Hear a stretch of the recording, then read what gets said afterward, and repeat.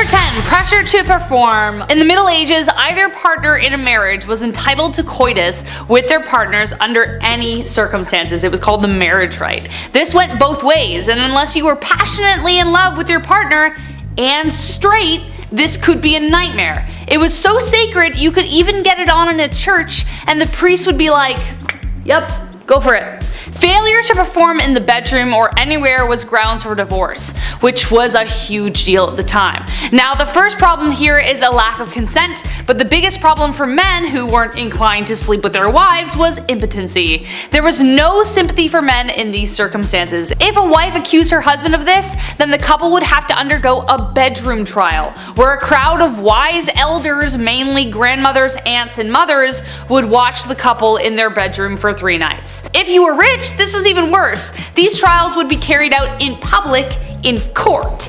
Yeah, that's right. The wife had to prove that the husband couldn't get it up in court. Now, he could call on women of the night to prove his prowess, if he was so inclined, but if it was proven that he couldn't, then the couple would be divorced. But the bottom line, the main point of marriage was to have children, and if there weren't any, then this failure was placed heavily on the man. Number 9. Beastly justice. I figured I would put a lighthearted one on this list. This actually made me laugh while I was researching it. Beastly justice was when animals had to go to court. They were also put on trial, like a full trial. It's wild to look back at a night and the things they had to do for their kings and queens, but the fact that they also had to get up early and attend these courts, royal courts, where a wild animal was taking the stand. And it actually happened in history. This would happen after an animal runs through town. It would attack people, being confused and all, as most animals are, but the townsfolk would actually believe that the devil was involved in this animal's scheme. Like these animals worked for Big Red himself. In 1457, villagers in France had to deal with 6 pigs who ran wild and attacked locals. They did a lot of damage, so instead of just putting the animals down or setting them free, away from your town, they took them to a real trial. There was a judge, a couple prosecutors, 8 witnesses, a defense attorney for the pigs, which I gotta say, we should do a list just on that person alone. What a weird job. These pigs were hung from a gallows tree. A knight had to formally hang pigs after a trial was concluded. The 1400s were a wild time. Your Honor, due to my client being a pig, Number 8. A tanner. Even for a medieval peasant who never washed or cleaned themselves and literally lived in filth, this was a dirty job. Women were more commonly found in household chores or as milkmaids, barmaids, weavers, artisans, and tenant farmers. This job may have fallen mostly to men, and it was a rough one, I'll tell you. Men would rather go to war than do this job. You had to get skins from a butcher, along with the grime that covered it, which was mostly manure and blood. Then you had to trim the skins and get rid of all the hair. To do this, they had to let the hair follicles rot by sprinkling it with urine or soak it in a wood, ash, and lime solution. Can you tell which one was cheaper? Then they'd scrape off the hair and any skin before washing it again in pigeon droppings or dog poo to remove the lime and make it softer and more flexible. Or the craftsman might use fermented barley or rye with stale beer or urine, again, as an additive. This could take up to 3 months. 3 months plus longer, as there was more rinsing and stretching until it could be used. Leather was a crucial resource, so though dirty, it was a really necessary job, but oh my god, no thank you. Number 7. The Hunger Games. In the not so common case of a woman trying to divorce her husband because, she's most likely not being treated very well and she's just not allowed to divorce, and it's really just a messy time for women. How do you lose a woman? You forget to cherish her. Or you fight in combat to determine who wins the divorce. And by winning the divorce, I mean whoever wins lives. Yes!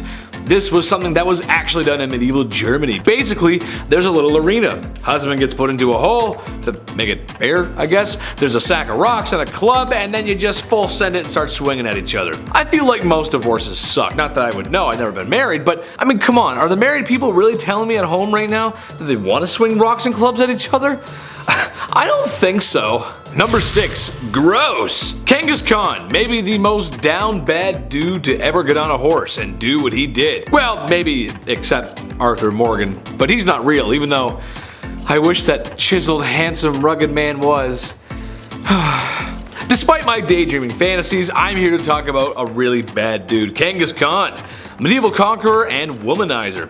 He had so many wives, who a good portion of which were forced at sword point to be his wife, and husband and wives were not exactly sitting around the couch watching news together back then. They did the deed, whether or not both partners signed off on it.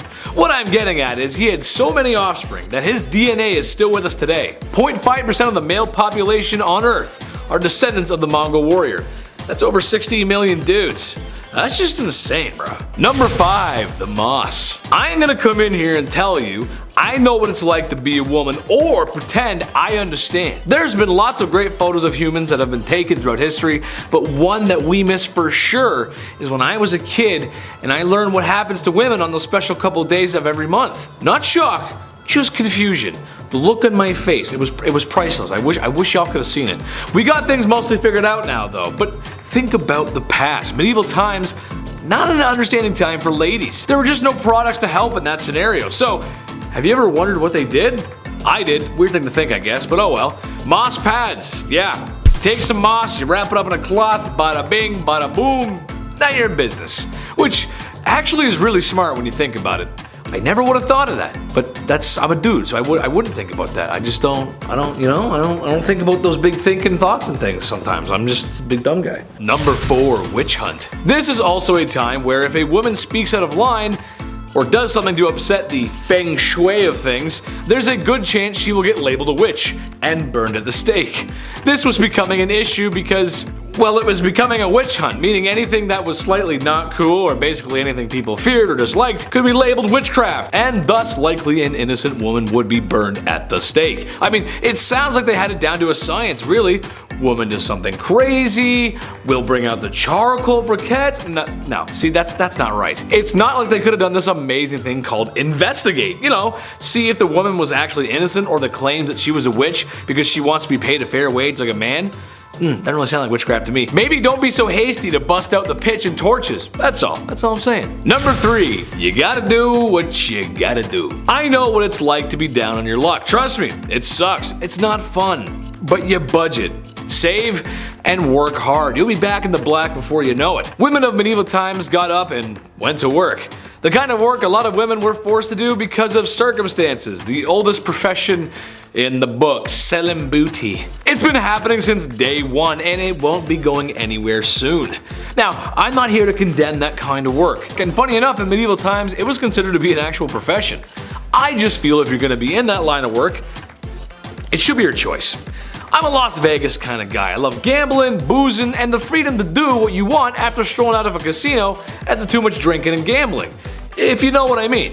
Sometimes you gotta do what you gotta do to make the bread, and they just had to do what they had to do. And that's it. Number 2, Hell Hath No Fury. Princess Olga of Kiev was a prime example of hell hath no fury like a woman scorned.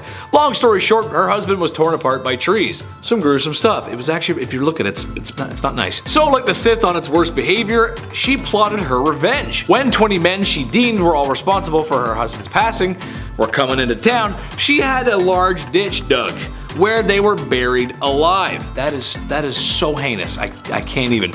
She then extended a welcome to more of the men responsible. When they arrived, she invited them to wash up in her bathhouse, where she had the doors locked and the place torched, like it was a witch hunt or something. Just had them cooked. Just cooked them up. But I mean, they burned women, so why not? Why not cook some dudes? Okay. Number 1. Honestly, who throws a shoe? If you've ever been to a wedding, then you've probably seen the bride throw a bouquet of flowers to waiting bridesmaids and other lucky ladies. Because the lady who catches the flowers is the next woman to be swept off her feet and to be married. Put a ring on it. Kind of ending on a wholesome note here, which is kind of nice, but it's still a little messed up. Hear me out. In medieval times, it wasn't flowers, it was shoes. At first, it doesn't seem so bad, right? Shoes. We'll throw some shoes around, why not? Besides, you know, the shoe being thrown too hard, you wouldn't want to catch a loaf on the side of the head. That would hurt. I think we forget how filthy our shoes can be. I mean, they walk through everything. Dirt, mud, blood, and if you're in medieval times, having a good old-fashioned wedding in the village probably meant some manure. Eek. Well, I'm all about tradition, but maybe we could throw the flowers instead. They just smell better, and, you know, there's less poop. Kicking off the list at number 10. together at last. Remember when you were a kid and your mom would bump into their friend at the grocery store? That was the worst. While they caught up for what seemed like hours, you were bored out of your mind just staring at like bags of rice and cleaning detergent. That's when the Shrew's Fiddle comes in.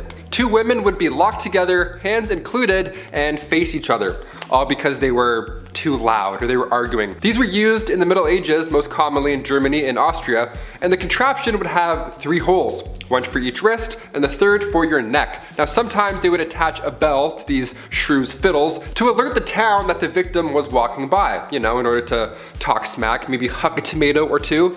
But the double fiddle, that was the worst. You weren't released until the argument had settled. Some families have an argument shirt where they put the 2 little siblings in and they can't take the shirt off until they get along. This is like a horrible medieval ages version of that. Much, much more uncomfortable. Not made of cotton. Or funny. Just bad. Just all bad. Number 9, point blank period. Alright babes, let's try not to shudder, but let's talk about periods for a second. Aunt Flo, the Red Sea, Shark Week. So many names to describe a pretty sucky time for people who get their period, right? Well, it might suck these days, but back in the medieval times, it was a hell of a lot worse. They just didn't have the same kinds of resources that we have today, so a lot of people had to use their noodle to figure out how to get by.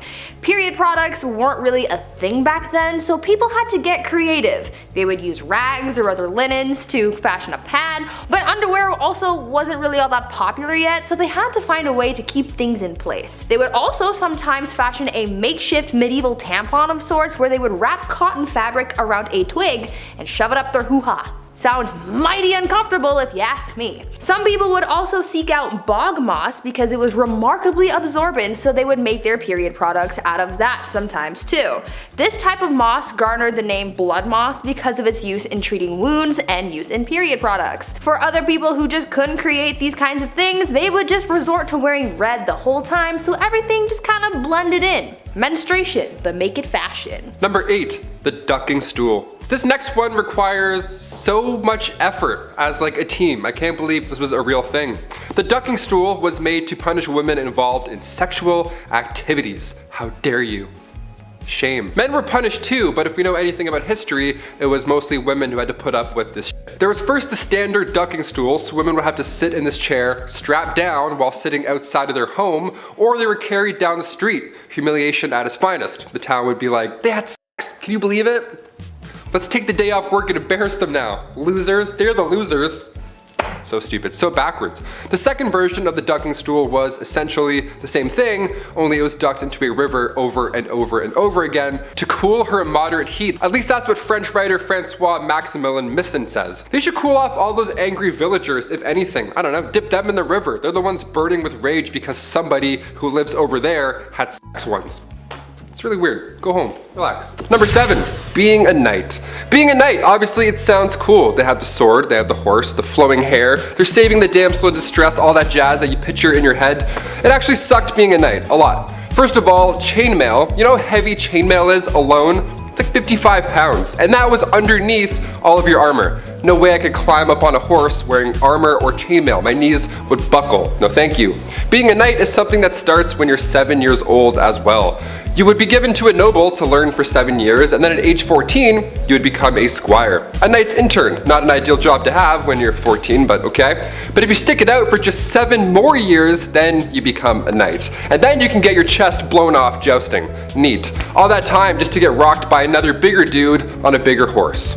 No, just no for me. Number 6, death by anything, but mostly violence. Life in medieval times was considered basically brutal and short. If it wasn't the plague, it was a cold. If it wasn't disease, it was the weather. If it wasn't the weather, it was famine. If it wasn't famine, it was violence everywhere else. It was a damn miracle if you survived childhood. If you had to pick any other time in history to live, like you couldn't live in this one. Taylor asked me this earlier and I had a response, but it definitely wasn't this time. Literally block this time period from your mind. Between 1330 to 1479, men could expect to die 9 years sooner than their female counterparts. The reason was violence against men by other men. But the biggest factor that made especially men's lives so short was the violence, as I mentioned. Think about it. It was men who were often called to war with only their farming tools, or if they were proper soldiers, they would have had more, but they were called off to do jobs that literally required them to kill or be killed.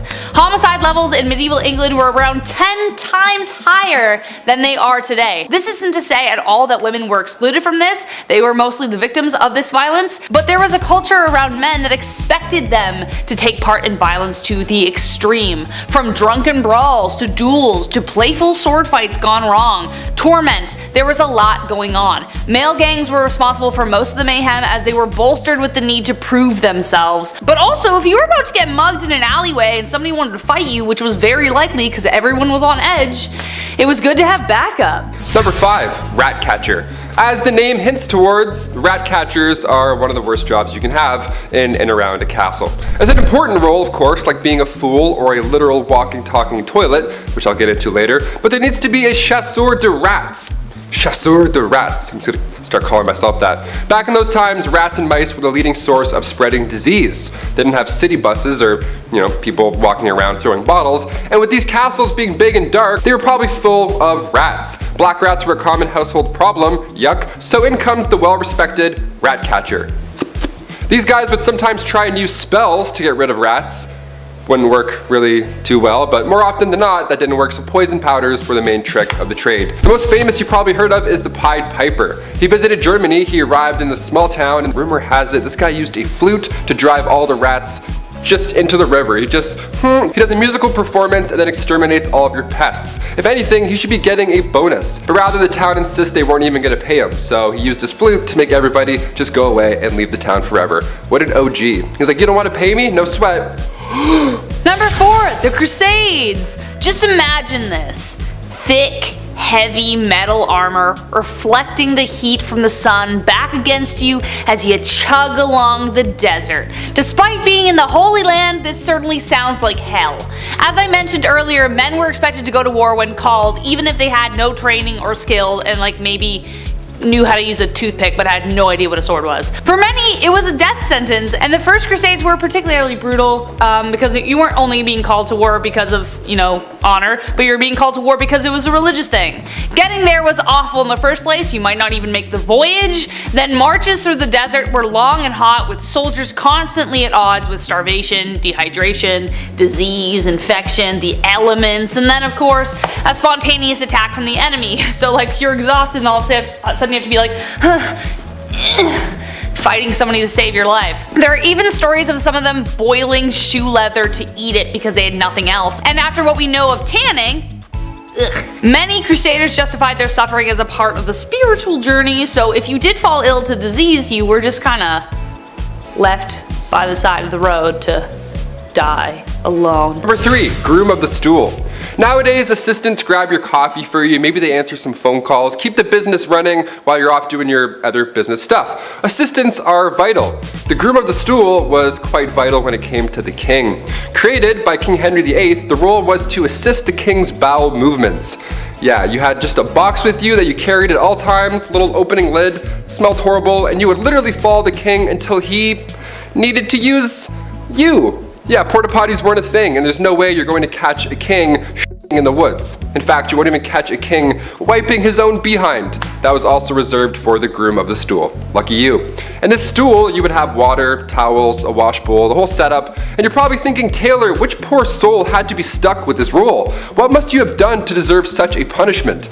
Well, this is the job you wanted, really. Only sons of noblemen could take on this role, and in doing so, they also gain access to every room, tons of nice clothes, any bedchamber furnishings, and of course, a high pay. Yeah. I would say this is the craziest job on this list, but it's really not. Number 2, the executioner. A man named Franz Schmidt meticulously chronicled his life as an executioner in detail, and well, as you can guess, it's not a fun one, but there was a lot of humanity behind it too. He had to start practicing on pumpkins at first, then graduate to live animals, and then humans. Who would choose a role like this? Well, though legally the role wasn't hereditary, it pretty much was by expectation and blood. The job was passed from eldest son to eldest son, with other sons being trained to fill vacancies.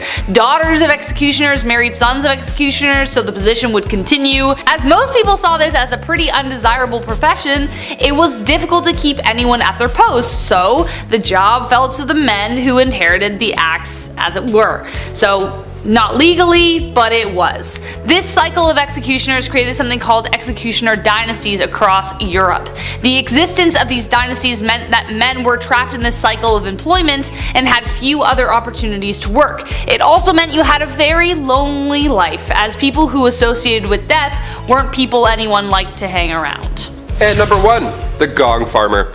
The gong farmer, of course we had to end on this one, as it's definitely the most crappy of the list. Medieval washrooms are just horrible. They're not really a thing. They didn't have the sanitation techniques that we have today. Stuff would often pile up within the castle walls, and over time it would smell worse and worse. You can only imagine. The rat trapper would be around this area too, I'm assuming. So maybe they would see each other and fist bump and be like, hey, our jobs suck, nice, let's do it, get that bread. So these respected gong farmers, they would come in and take the bad stuff away from the castle. They were crap commuters, essentially. These cesspits were usually in the bottom of the castle, the lowest level, because you know how gravity and things work. These guys would go in and dig through years of yuck, piles of it, just moving all day long back and forth out of the castle. They too were paid well, really well obviously, but a lot of these gong farmers got sick. A good number of them just wouldn't come out of those pits. Pretty horrible, right? And on top of that, people didn't like talking to them. Their job wasn't cool like the guy who takes heads. Head and shoulders also didn't exist back then. They didn't smell the best. They were often just kind of and they cross the street. It was sad. It was all bad.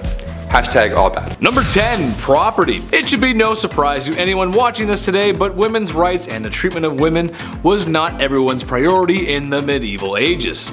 Dudes were just mean. I'm sorry. Where did it all stem from? I'm not sure. I'm just a guy with blue eyes, and sometimes I say funny stuff. But what I do know is that women were treated more like men's property, which is that sucks. That's gross. No one likes that. Which they are not, thank you very much. Sometimes women were traded like currency for livestock animals, land, and just business dealings in general, because women didn't have a say in the matter. Like, I'll give you 2 goats for my daughter. Here you go, dude. Which is just, that's not a fair deal, dude. That's not a trade, man. Not a trade. Number 9, promising young woman. Remember when I said if I talk about medieval times, I was gonna bring this up? It's a classic, a medieval staple. Couldn't talk about medieval times without it, really. What am I getting at? Well, that's marrying a woman in her midlife, about 12 years old. Yeah, I know, it's gross, deplorable, despicable, naughty, and just unsavory. Okay, so people only lived to their mid-30s and 40s back then, so time is of the essence. Sure, I get it, but come on, man. I am hereby banning any cradle robbing or diaper sniping. That includes the dudes who out of high school and they're dating a woman still in high school. I'm banning it, that's it. Chetty says no. Number 8, bedroom watch party. Okay, let me paint the scene for you. It's 2009. You just finished pre-drinking and watching the latest episode of Jersey Shore with your friends. There's enough hair product in your hair to keep a bowl of lime jello still. You slap on some Uggs and head to the club. You meet someone who's cute AF. Maybe it's the tequila, maybe it's the apple bottom jeans, but you want to come home with this person. Instead of making it to your bedroom, a bathroom nightclub is now your domain for love. People walk by and witness your actions, but you do not care because this is your life and it's 2009 and you can do whatever you want. Okay, so that, but medieval times. Yeah, it's not a nightclub, but people would just come into your bedroom to witness that you went through with it on the marriage. Nobody wants that. That's just weird. That's not normal. Come on in. Me and my wife are about to... Come on in.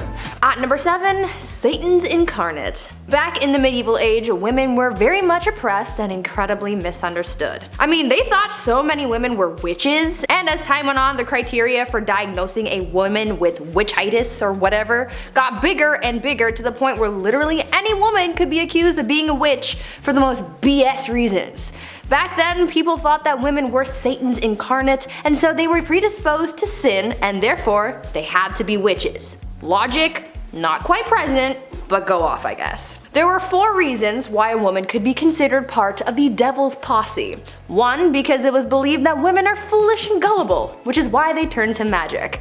2, because women are insatiable when it comes to their carnal pleasures, and so they seek out help from the devil to satiate their needs. 3, because women talk a lot and we speak lies apparently. And 4, because women are weak, and the only way we can seek revenge is by using magic powers and spells. Now what in the balls is this all about? I don't know. Maybe men in medieval times were just jealous that they couldn't kiki it up with the devil, or because they knew deep down that women run the world. Number 6. Nosy neighbor. If you were a man back in the Middle Ages and you had an affair, well, you would have to pay a fine. And then that's it. You would go back to your life. But if you're a woman, like everything else on this insane list, it was so much worse. Affairs happen a lot, okay? It's normal. Remember that Ashley Madison scandal back in 2015? It sucks, but also it's not surprising at all. This isn't news to us. Back in the Middle Ages, women were treated the worst for these affairs. They would take their noses off. They would literally take a woman's nose and or ears off of their face because they had an affair. Frederick II used to punish adulterers by using rhinotomy. That was the removal of one's nose. The whole point of this was to make the victim unattractive. Isn't that the worst thing you've ever heard? This is a real thing people did, swear to God. Thing is, nobody is running around confessing that they're cheaters. Somebody has clearly spilled the beans, so they knew what was gonna happen if they got caught, yet they would still rat each other out. Meanwhile, the guy just pays a small fee. Snitches get stitches. Just saying. At number 5, married young. Lots of people get married at different ages. I mean, I know people I went to high school with who are already married, and I know people who didn't get married until later in life. But in medieval times, women, or rather girls, were getting married off at very young ages. At just 12 years old, a girl would reach the age of maturity and was then entitled to marry, usually to someone her parents had already chosen for her. To me, that just sounds so unfair, right? I mean, this kid hasn't really been able to live their life, make mistakes and learn from them, and now they're expected to be a wife and soon a mother? I could never. I mean, I'm only 22, so I'm not even thinking about those prospects, but I couldn't even imagine the amount of pressure that would be on a 12-year-old at the time. What's worse than just the age at which these girls got married was the treatment that they received from their husbands. Under civil law, a husband was literally allowed to physically harm his wife. In moderation, of course. It was actually a medieval tradition for husbands to, quote, treat his wife as a pupil and teach her manners. As you could imagine, this made a lot of wives really mad, and so many wives offed their husbands. But things rarely got better after that, because if they were caught, they would be sentenced to burn at the stake. Note to self, don't get married in medieval times. Number 4, the walk of shame. We've all heard the term walk of shame at some point, but what does it really mean? And also, where did it originally come from? Well, it was originally referred to as a skimmington or rough music. And no, it doesn't mean they would blast Slipknot this whole time. This was done to wives who were bossy or overbearing. They would be forced to walk through the entire town barefoot. All those crooked, horrible stone roads, ankles just toast. It was horrible. They would also be scantily clad too, because why not? Because men are making the rules, that's why. And as you guessed it, crowds would be waiting outside, all prepared to bang pans and yell horrible things at her. I guess these dudes just never had jobs. I don't know, they were just always on standby, ready to yell at a lady walking by through town, bare feet, all because she was deemed too bossy. Okay. If you're wondering who exactly is responsible for these public humiliations, the court. The official court. Judge Judy back in the day would be like, yes or no, did you raise your voice? Okay, case dismissed. Take your shoes off, we're done here. What a joke. At number 3, ladies of the night. Sometimes you gotta do what you gotta do to get that coin, right? We all have our side hustles and dead-end jobs to be able to afford rent and whatnot. And sometimes we're not exactly proud of the work that we do to make money. It was the same back in medieval times. People had to find any means to make money, and for a lot of women, they used what their mama gave them to support themselves and their families. One of the more positive sides of life for women in medieval times was the fact that being a woman of the night was actually a recognized profession. Later on throughout the times, this profession would be deemed illegal, but in medieval times, it was as common as being a baker or something. These women were actually considered to be merchants because they sold their bodies as if it was any other sellable good. Being a woman of the night was such a common and widespread profession that nearly every town in medieval times had a brothel, even in towns with small populations. So yeah, maybe they didn't have that big of a marketplace, but they no doubt had a place where you could go see some quality mommy milkers. Number 2, grand theft witchcraft. If you were a woman in the Middle Ages, you were accused of being a witch pretty often. They thought women communicated with the devil, like Bree mentioned earlier, just because some townsfolk with 3 teeth said so. Great, thanks Abe. Good job, good report. The punishment for practicing witchcraft wasn't a heavy fine like guys who cheated, but they would be burnt at the stake. This was popular in Scotland along with drowning. Those are the two big ones. Remember earlier how I said women would sometimes be dipped into a river or a pond? Well, they would also sometimes just be left there. It's called witch dipping, and depending on if she floated or sank, that's, witch or not. The dumbest thing I ever heard. If you were charged with treason or witchcraft, that was the ideal punishment, because it surely beats burning to death in front of an entire village. This all got out of control come the start of the 17th century with the Salem witch trials. That's when people were like, you know what, I think this is wrong. I think we should stop, let's put this torch out, I think we're good. That's when 19 people were executed for being witches. God forbid you knew how to do bedmas in the Middle Ages. Also, that's a lot of coordination to get that many townsfolk together and be like, okay, you need this, how many people are standing here? Almost like you would use basic math to figure that out. You're a witch too. Spoiler alert, we're all witches, because we know things. I don't know, I hate this. And finally at number 1, crimes of the heart. For some unknown reason, people were really out here in these streets in medieval times trying to accuse women of everything.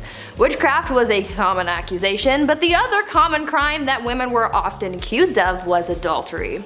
But you see, the thing is, someone could accuse a woman of adultery even if she never had physical contact with another person. Now, how the heck does that work, you ask? Well, it depended on where these people lived. During the medieval age in the Byzantine Empire, it was considered adultery if they spent a night outside of their husbands' or parents' homes. In Slavic parts of Europe, a woman could be considered guilty of infidelity for simply going to a public event. I'm pretty sure with this logic, if you even breathed in the same general vicinity of a man, then you could be accused of adultery.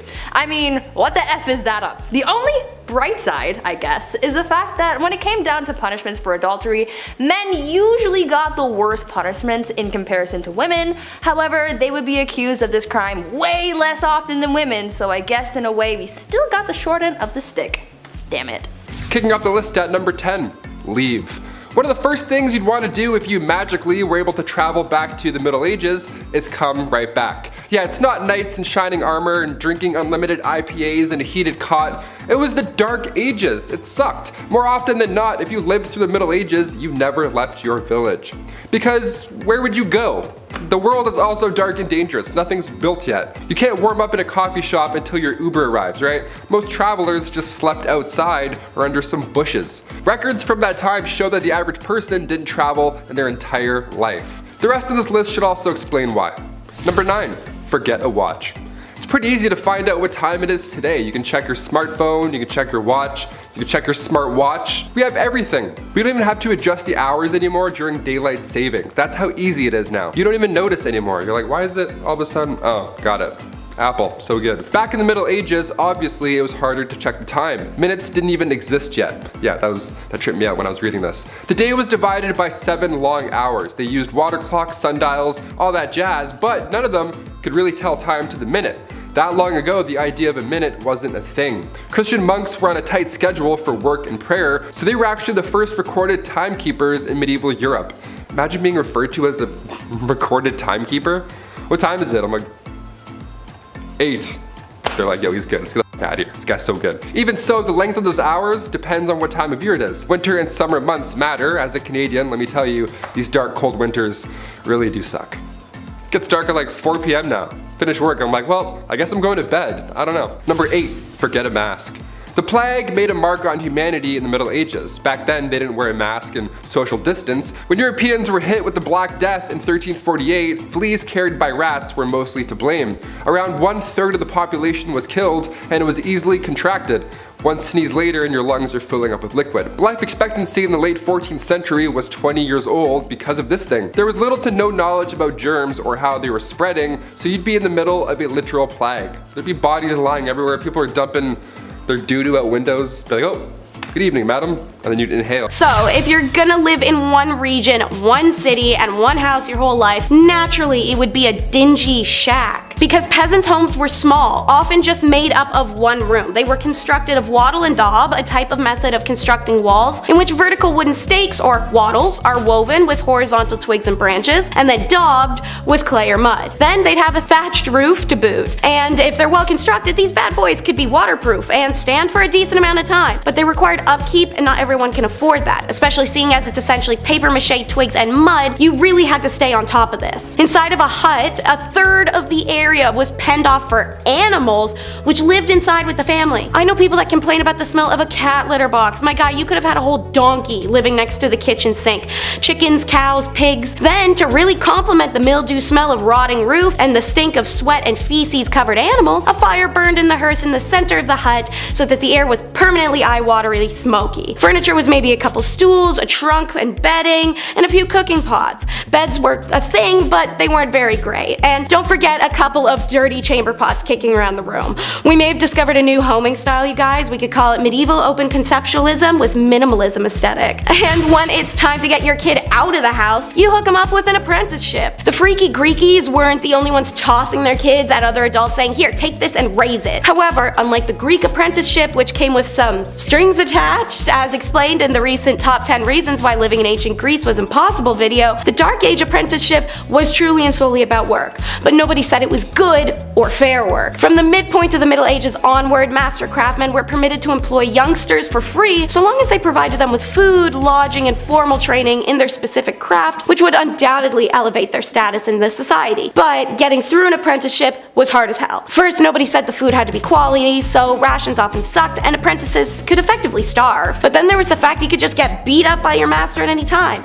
because it was literally expected of them to do that. Why? Because apprenticeships were ways of parents to get crappy, troublesome teens out of the house and learn some discipline in society. To add insult to injury, apprentices were stuck between childhood and adulthood by being teens. Because on one hand, a teen in medieval times would have been treated as an adult. On the other hand, privileges of adulthood, like the right to inherit money or ownership of land, didn't come into play until around age 21. So you're expected to be an adult, treated like a kid. Small wonder then that the tales of apprentices misbehaving badly are a staple of written accounts from the Middle Ages. Rather than dedicating themselves to their professional development, apprentices would often be found in pubs and brothels. Normal middle-aged teen activity. And having a crappy kid sucks even more so back then than now because of the baby gamble. Choosing, if a woman got to choose, to have a baby was a hell of a decision in the Dark Ages. Plagues, famines, messed up weather, just not the environment for it, let alone women being regarded as morally weak and they weren't allowed to do things that modern women take for granted, like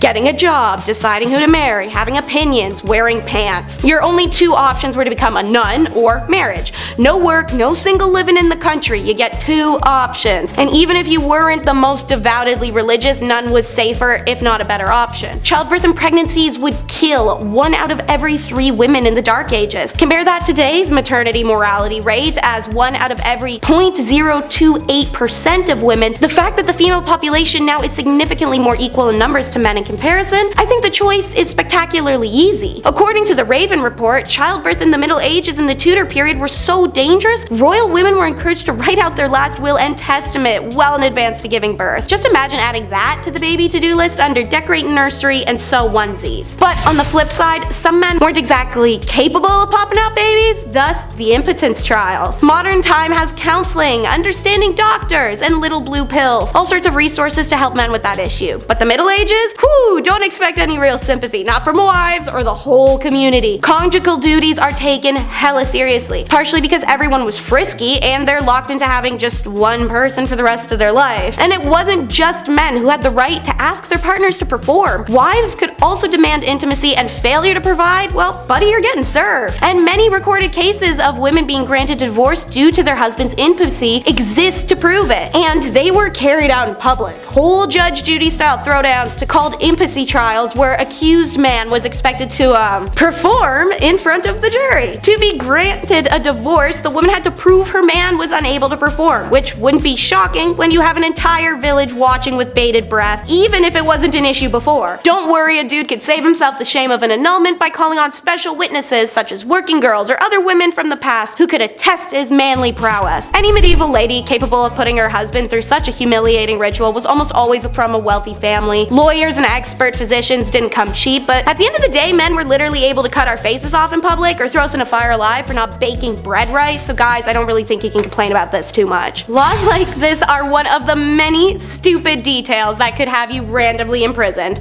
Another one, stingy stripes. Living in the Dark Ages is impossible for a lot of reasons, but having to keep track of hundreds of stingy laws to ensure you don't get locked up over a mistake truly was one of the hardest factors. What was the wrong way to pray? The wrong hair? A mole in the wrong spot? A color only the king can wear? Or how the simple act of wearing stripes could lead to your imprisonment or even death? Why? Because for some reason striped clothing were seen as a garment of the devil. Thus anyone caught wearing them would at best get an evil eye from people in the street, or at worst get a hemp necktie. From the year 1250 onwards, the only people who were caught wearing stripes were the lowest of the low in society. Working girls, handicapped, the ill, the orphaned. They would don striped outfits highlighting their status as outsiders. In 1295, Pope Boniface issued a papal decree banning religious orders from wearing any type of striped clothing. In the year 1310, in the French town of Rouen, for example, a local cobbler was condemned to death simply because he'd been caught wearing striped clothes. Crazily, even animals weren't exempt. Records show that zebras were called beasts of the devil, even though people in Europe had only ever heard reports of them and hadn't even seen one with their own eyes. You can see how these guys led to colonization, right? Ridiculous. With the dawn of the Enlightenment in Europe, the hatred of stripes eased and eventually disappeared, and many look on the phenomenon with confusion, and understandably so. Time for the Shrek references. It's ogres and pitchforks. More specifically, just the pitchforks, and less specifically, really just the farm tools in general. You guys know in the movies like Shrek when the villagers all come carrying pitchforks and farm tools, and of all things, like why that and not swords? First of all, swords are heavy, and who has that kicking around? Seriously. Secondly, noblemen could require all male peasants over the age of 18 to report for military service. Didn't matter if it was a justified war against a viable external threat or just a petty fight against a local rival. If you are called up for duty, you had to report. According to histories of the time, around 1 in 5 peasant men would be in a military service. Food and clean water were in short supply, and disease was rife. Some historians reckon 2/3 of all conscripted men who died were killed by unsanitary conditions of their own camps over any enemy action. But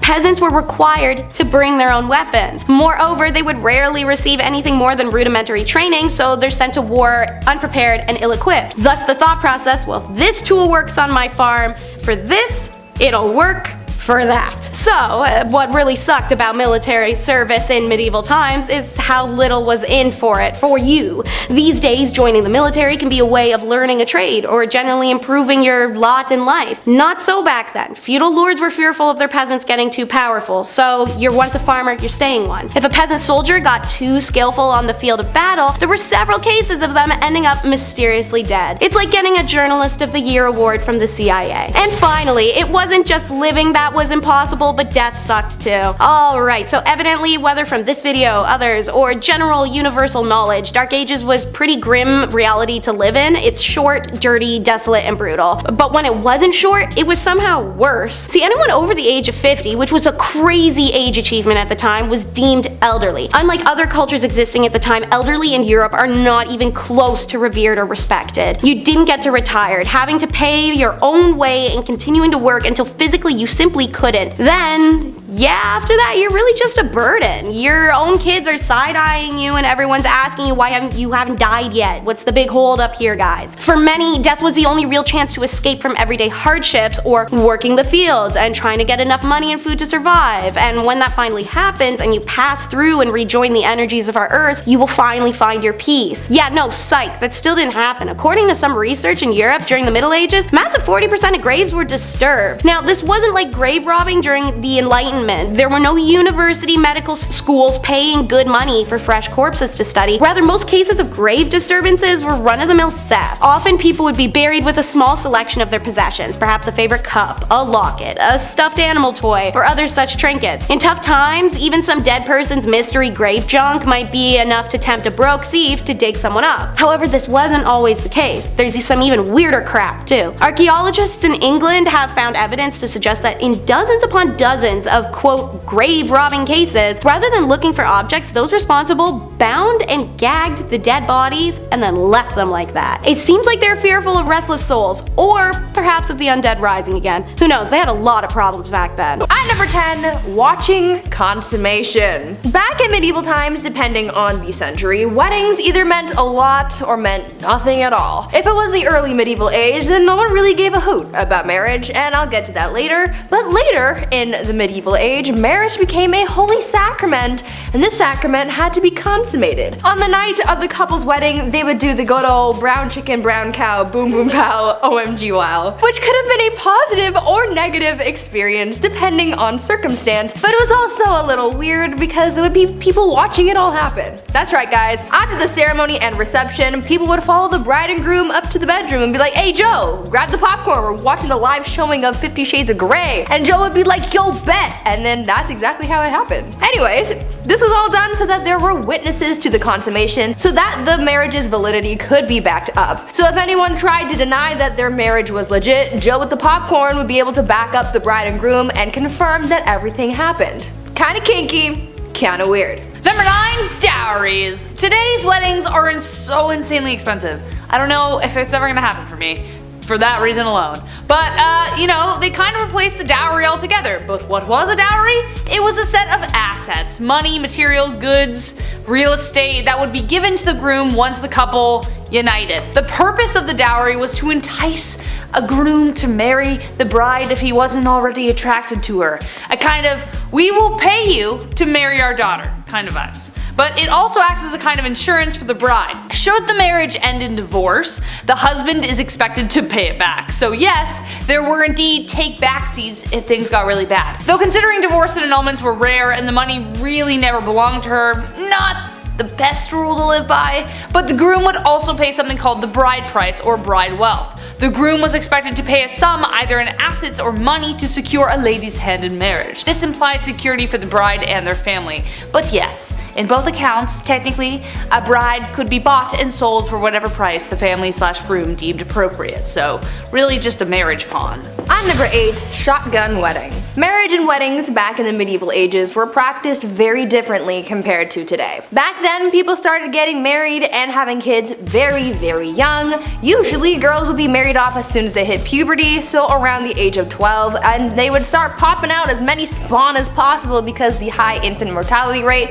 made it very difficult to grow a family. On top of the duty to further the population, these marriages weren't for love. Arranged marriages were the norm back then because it was mostly used to join families for status or alliances, or because your dad owed Billy from down the block a favor and he offered you to his son Billy Jr. Marriage ceremonies were also very different back then. Because marriage wasn't as big of a fuss as it is now, it didn't matter where you got married or how soon. You could get engaged in the morning and be married by lunchtime if you really wanted to. Most people didn't need permission to get married, so they could hold the ceremony anywhere.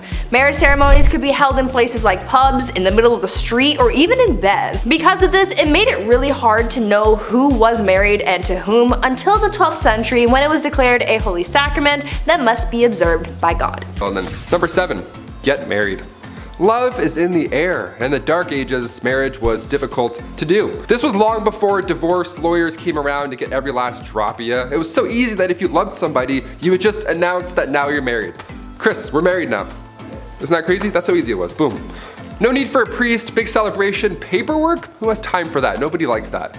Sex before marriage, of course, was also a no-no, so if somebody just happened to wander into the wrong chamber and caught you doing the dirty, all you'd have to do is lie on the spot and say that you're married, and then be like, get out, weirdo, and they're like, ah, crap, they're married. We'll try again later.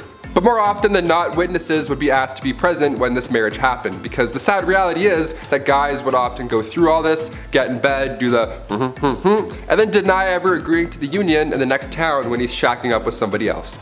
Horrible. Number 6, disturb the peace.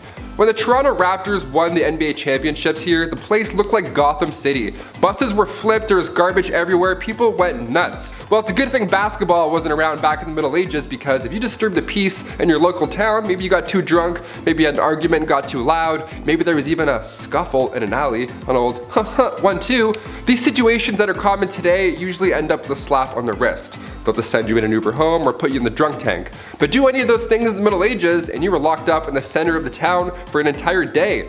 You'd be locked to the pillory while the town threw stuff at you and said horrible things. They would assault you verbally all day long in the sun. And depending how bad you were the night before and which town you upset, your punishment could be 30 minutes, it could be short and sweet, or it could be all day long and brutal. Both of these sound awful with a hangover happening at the same time. Hit that thumbs up and keep the peace. Number 5, steal. While it's next to impossible to prove your marriage to somebody, it was also pretty tough to catch a thief. No alarms, no cameras, it was literally like Assassin's Creed. You would just throw your hood up, grab an apple, hide it, and then sprint into the woods for 30 minutes and be like, yes, I got away safely. The markup for stealing was also pretty insane for the time, but it made sense. If you stole something worth half a mark in Danish-controlled parts of England, you would be fined 80 times whatever you stole. So you'd better be a track star. If you're stealing that pie, you're like, I gotta go. My family needs this. Each ruler had a different way of dealing with theft, so you may have gotten off lucky sometimes. Not trying to promote stealing here, but I'm talking about a time where people would risk their life to steal a loaf of bread for their family, you know? Not just like pickpocket a BlackBerry. But again, sometimes depending on where you got caught, you would lose an ear or you would lose a hand for stealing a cranberry. Anything over half a mark often resulted in death as a punishment. So run fast. Number 4, blasphemy.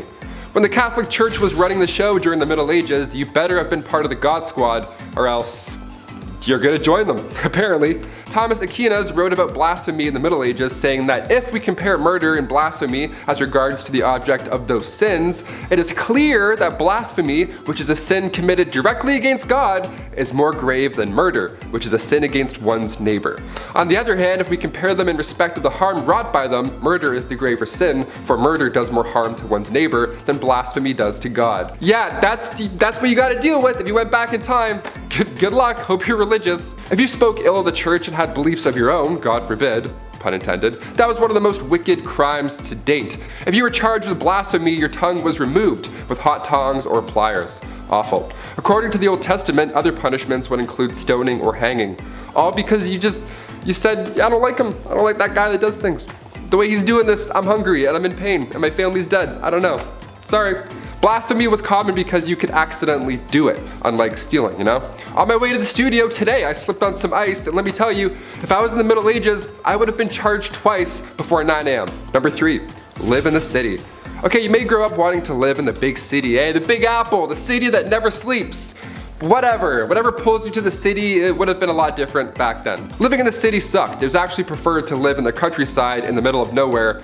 Like starving was better than this, really. If you were poor in the city, you had a short and nasty life. Cities were often built near rivers, but it didn't take long for said rivers to be full of sewage. Stinky water. I mentioned the plague earlier. Just like today, numbers pop in large cities, so if disease hit the town, it hit the town pretty hard.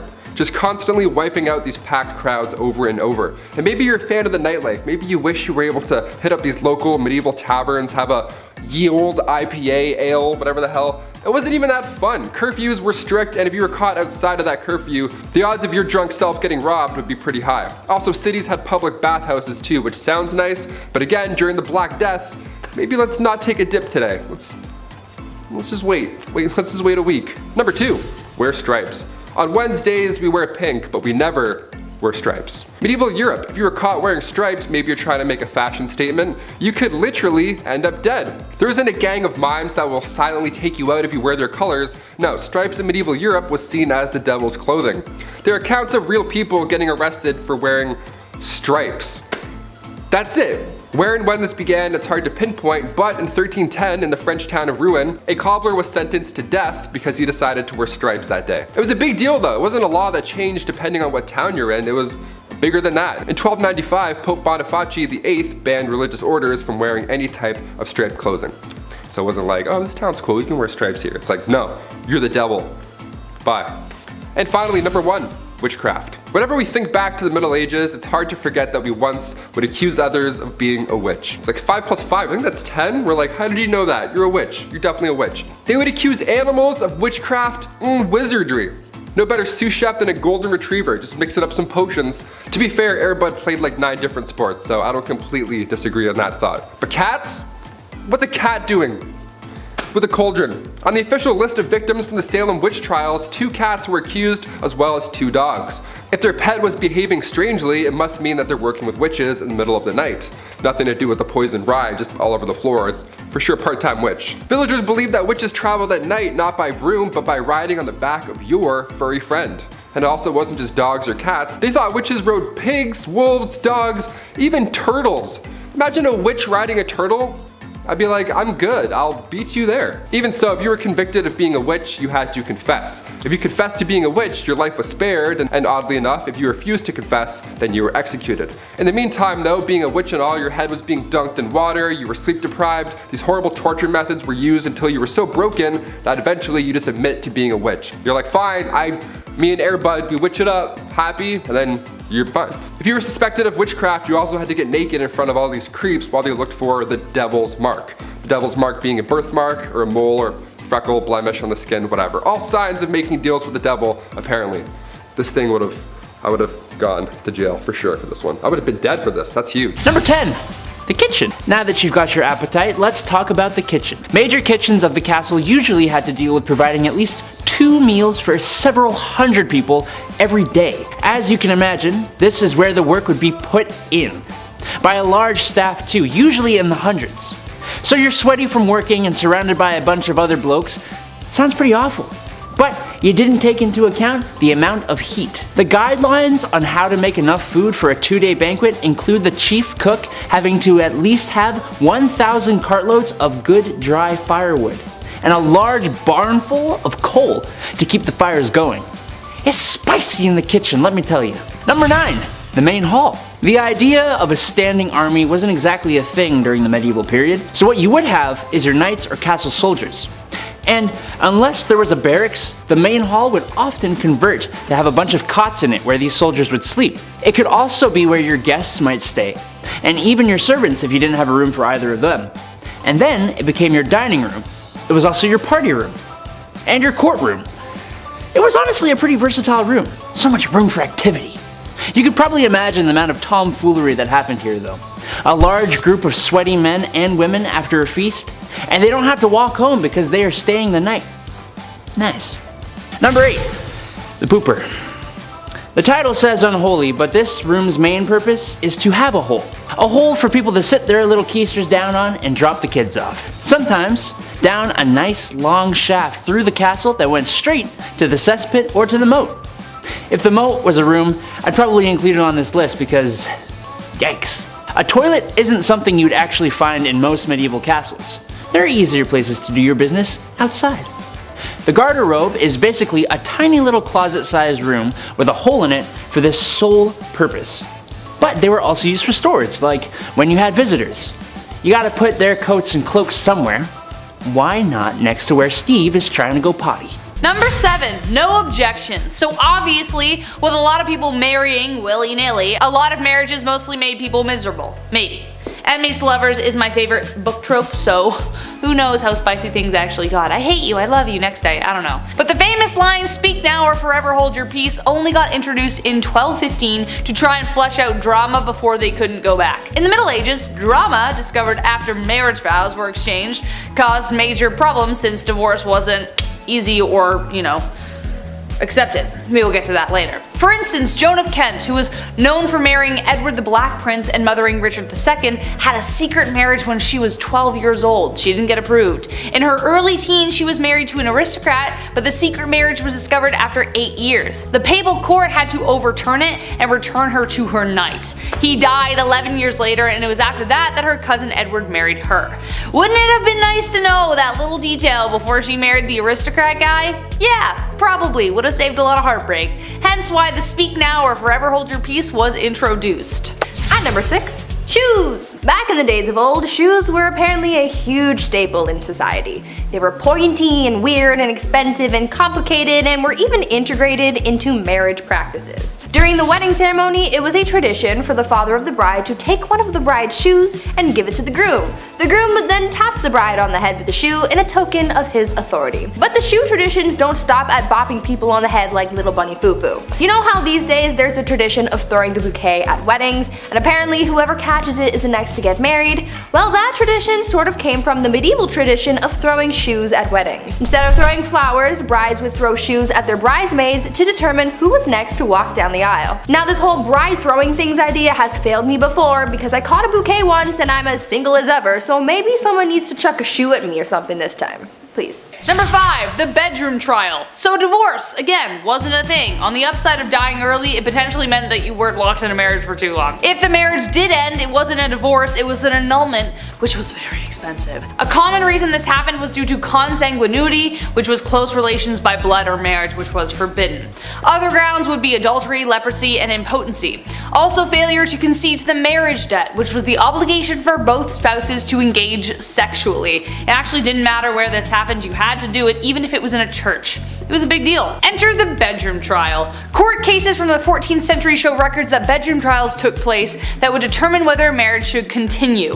The bedroom part is exactly as it sounds. The man and the woman were placed in a bed together and were to be watched by the wise women for several nights. If over the course of the night the man's member remains of no use, i.e. impotence, then it was determined that the marriage should end. But the wise women were most likely either complete strangers or the groom's grandmother. So I doubt that would have helped with the getting it up part. Poor guys. At number 4, marrying the country. If you married an entire country, does that count as polygamy? Are you technically married to everyone in the country, or just the one country as a singular unit? These are the shower thoughts that I wish I could ask medieval queens, but unfortunately they died a long time ago, along with their marriage secrets and probably some recipes for poison too. Back to this whole marrying the country idea though. Back in the medieval age, when someone became queen, they had to get married more than once. For them, it wasn't just about marrying their spouse, they also had to marry their country. This process was called consecration, and it was something that a ruler had to go through in order to be a legitimate queen. The queen would go through a symbolic marriage to the realm, complete with prayers and a blessing and a ring and a crown. It was essentially like a real wedding, except the groom was a nation of people. Sounds like a happy marriage to me. Yeah. Number 3, the veil. As we have determined so far in our list, love wasn't the primary reason for marriage, especially for nobles, so as a result there were quite a significant amount of arranged marriages. Besides the symbolism of humility and purity, it was also used as a way of disguising the bride entirely. The bride would often be wrapped from head to toe to protect her from evil spirits. This tradition goes all the way back to ancient Roman times. That's one explanation, but during arranged marriages, it was more literally used to hide the face of the bride from the groom. So if he didn't like what he saw after he literally unwrapped the package, well, too bad, she's yours now. Eventually veils progressed to being much smaller, but the tradition of revealing the bride to the husband to declare ownership remained a tradition, even to this day, kind of, except now it's more romantically idealized. You see Priyanka Chopra's awesome veil and that, you know the one.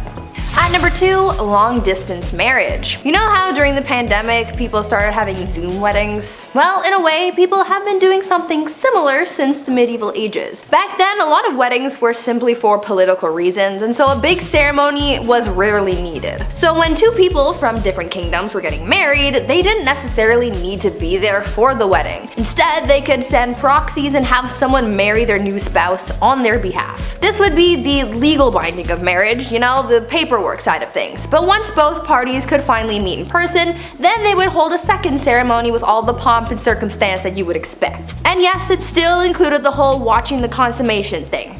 Ew. This proxy marriage actually happened to Marie Antoinette, and her brother was her proxy until she could get to the formal ceremony. So now we know that even back then, you didn't have to show up on time to your own wedding, and you could just get someone else to do it. Sounds a little cold to me, but like I've said before, love is dead, and it died a long time ago. Mic drop, thank you. Number 1, last but not least, and this is the most messed up, the Lord's Right. This one is definitely the most messed up tradition, and I don't even know how it was justified in the first place. Like, why was it even in place? Someone clearly made this happen so they could piss people off. The last thing anyone wants at their wedding is someone interfering with the wedding night. As we know, people for the most part had to observe the ceremony, but the Lord's Right was something even more horrific. The droit de seigneur was a feudal right that existed in medieval Europe that gave the lord of the land the right to sleep with the bride on the first night of the marriage. That's right, so most often they would take the bride's virginity. Now, just how often this right was carried through is debated, but if your lord had a particular vendetta against you, it wouldn't be surprising. This right could also extend to a lord taking the virginity of every woman in the village. even if they didn't want to get married. It was ridiculous. However, late Middle Age and Renaissance era texts don't clearly determine whether this practice ever occurred. Text from 15th century Switzerland references the Lord of Mar demanding the right of the first night or a hefty fee. So either you pay for it or I do it. The droit de seigneur was depicted in Mel Gibson's Braveheart, which added to the infamy of the idea, but no physical evidence determines whether any lord actually did it, but it did technically exist. Gross. Rome really had existed as nothing but a name by the time the empire falls on September 4th of 476, having been falling inwards on itself for just short of a century at that point. So started the periods between the 5th and the 15th centuries known as the Middle Ages. This time can be split into three main sections: the early Middle Ages, aka the Dark Ages, High Middle Ages, and Late Middle Ages. One of the most famous events from the entirety of the Middle Era was truly kicking some ass in the Dark Ages, and it was the Black Death. Something that nobody gets anymore, with exception for a cool 20,000 some odd people between 2000 and 2009, and 56 people in the United States in the last few years. But if we pretend that we don't know that, and if we can avoid chipmunks like the effing plague carrying hairbringers of death they are, then we most likely don't have to worry. But travel back in time, say to the 800s or even 1340s Europe, and your chances of surviving are somewhere between 7 in 10 and 2 in 5. Black Death killed as much as 60% of the entire population of Europe. So when you're at work looking around but with those blank dead fish eyes, bored, cross off every third person you see in a pattern of 5 and try to figure out how many of them are gone and who you'd manage without. Probably now being in a position to go, hey boss, looks like you need new middle management team, and ain't since nobody left, hooray, promotion. That's exactly what happened in the Middle Ages too. After half the world died, kinda changed the balance of power. Suddenly peasants could ask for pay raises and improvements in working conditions, and life got a little better for them. This was further developed by the evolution of feudalism, and as a result the first banks and widespread money supply appeared for the first time in Europe. RIP freedom, hello capitalism. And speaking of the workforce, how about their dirty jobs? Knight, tosher, rat catcher, oh my, there's no shortage of terrible jobs in the Dark Ages. So let's cover a few. So a leech collector was a woman's role. She was often living in the countryside near marshes and bogs, just generally dirty open water spots where she could strip her legs bare, grab a bucket, and wade into the mud, waiting for leeches to sucker themselves on. At that point she could scrape the buggers off, bucket them, and then sell them in town to physicians, the wealthy people, beauty stores, whatever. Enjoy the scabs and infectious diseases. The groom of the stool was a position for the royal household who was in charge of cleaning the king's badunkadunk, making sure it was clean and dry post his kingly, well, dumps. Tanning leather seems like it would just be hard. Don't worry, on top of stripping animal skin of its fur, soaking it, and consequently yourself in lots of lime and salt, it also involved animal feces. See, you'd hire this other guy who somehow had a worse job than you. He's called a pure collector. He'd collect you dog poop, you'd grab it with your bare hands and mush it into leather to treat it. And don't get started on lime burners or treadmill operators, which was essentially a 50-50 death sentence job. And usually whatever job you ended up with was one for life, because chances are you stay in one place. Many people dream of traveling. My generation especially is one that's opting out of children in order to do so. This isn't new, and the human desire to travel and learn is something inherent, coming with curiosity and the need to discover. But this wasn't one of those times. Written records show that a sizable proportion of people not only didn't travel to other countries, they never even left their region or the village they were born in. Even if you did manage to travel, it wasn't planes and annoying but passable airport waits. The average traveler would often sleep out in the open air. Inns or other forms of accommodation were few and far between, and usually too expensive for the typical person to afford. So aside from the super fun chance of freezing to death overnight, travelers in the Middle Ages also had to worry about being robbed or attacked on the road. Many people therefore chose to travel in groups, but even then you weren't entirely safe. Your homies could turn on you at any second. Consider also that roads and pathways were rough, and this was a ridiculous era where even spraining an ankle could prove to be fatal. Then there's finally bridges, which are quite rare, especially outside of big cities, so you might have to cross rivers manually, and while they could memorize and recite Latin every day, these dummies couldn't swim. Drowning was all too commonplace. Even the Holy Roman Emperor Frederick I died while attempting to cross a river. Number 7. Dovecoats. You know when you walk down the street and a white colored excrement falls on you from above, and you look up to see a pigeon just looking down on you as if it owns your whole existence? Imagine that, times like 2,500 in a circular tower, and you've got a dovecoat. These structures actually showed off status and wealth, as only the lords were legally allowed to have them. Doves and pigeons proved to be an excellent source of food, with their meat and eggs. Their feathers were also valuable, and yes, even their droppings found use back in the day. Doves even had religious value, being associated with the Holy Spirit. Pigeons, on the other hand, are a menace to society and need to be stopped at all costs. Thank you for listening to my PSA. Gotcha, you little rascal. You were gonna keep watching this video without slapping that like and subscribe button, weren't you? That's fine. I guess you can do that. But gee, we would really all appreciate it if you just gave those buttons a little poke. And then we can poke back with more of these videos. Deal? Alright, moving on. Number 6, the buttery. I can't believe it's not butter. Won't believe it, sister. This has nothing to do with butter. No, in fact, the name actually comes from beer butts, otherwise known as barrels. The room itself was located pretty close to the main hall, where yeomen would serve beer to the people who were too low in the ladder to be allowed to have wine. And it was usually connected to the beer cellar down below. How is this unholy? Because, I don't know about you, but I've never done a single holy thing after a few beers. Number 5, bedchambers. Do I need to say more? Actually, yes. See, while the bedchamber was the place where the deed was done, those lucky servants that were allowed to actually stay in this room with their lords and ladies often slept on the floor, wrapped in blankets and soaking up the heat of the fireplace. The castle itself usually had a cold dampness about it, which sounds lovely. So there were often tapestries hanging on the walls to counteract this. The servants on the floor thing makes me think of when you had like sleepovers and you had to tiptoe through all your friends sleeping on the ground to leave the room. Number 4, gatehouses. Now for a place with the least amount of holes. Actually, it probably had the most. The gatehouse was probably the most fortified structure in the castle. The holes we have here were for the sole purpose of hurling or shooting projectiles. Some were for traps and obstacles. The gatehouse was a house for the main weak spot of the castle, the front gate. And as such, it had to be the most defendable part of said castle. It was also usually the most lavish and ornate part of the castle. If you're inviting Lord Reginald from across the way to your castle, you want him walking through that front door thinking, hey, this guy could absolutely defend against me, but also he has impeccable taste. Number 3, the dungeon. You knew this was gonna be here. Don't pretend to be surprised. Well, guess what? It ain't as common as you might think. And it wasn't always a deep, dank cellar in the bottom of the castle. It actually started off as a prison in the tippy top of the tallest, safest tower. Apparently, keeping people in cells wasn't actually commonplace at first. You'd probably just, But, hey, when they did have dungeons, then yeah, they were pretty grim. They were always put in the coldest, darkest, most moist part of the castle. And they were usually just prisons. Number 2, oubliette. Bouncing off the dungeon is a much smaller dungeon, and hey, another hole. Yep, this one is kind of worse than a latrine though. You see, this is a hole that they would actually put people in.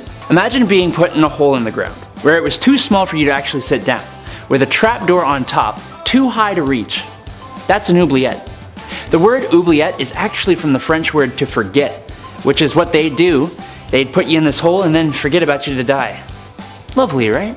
Number 1, torture rooms. Here we are. Now how many of you weirdos came here for this one? This room is separate from the dungeons usually, not always, but it was at least not very far. Still gotta keep your prisoners cold and dark as you make them squeal for the end, right? Wow, that was dark. This was the room where you'd keep all your favorite tools of the pain trade. Stretched, hung by your ankles, fire, tools of all kind. There were trap doors in some torture rooms too that would lead to dungeons or pools of water. Some torture rooms, like those during the Inquisition, had even thicker walls to keep the screams in. Some of these torture rooms weren't used as often as you think though, as merely having a torture room was enough to get prisoners to give you what you wanted. Alright, can we move on now please? Okay. Number 10, farming. In a world with a lack of food, not because I ate it all, which is honestly a good reason, peasantry had to work on their farms, not only to feed the rich, but also themselves. So if the men in your household are ill or sick, then that means it's Rivet Rosie time, or farming Fran time, whatever you want to call it. I don't need to tell any farmer out there how tough their job can be. Being a medieval woman farmer, that's tough. Also, they probably weren't allowed to wear clothing that was more suitable for plowing fields. And of course, there's a woman trying to do a man's job. How dare she? People just should have let them be. There's a good chance the crops wouldn't make it either. A green thumb would have come in very handy. A tough job nonetheless. Number 9. Beer Maiden.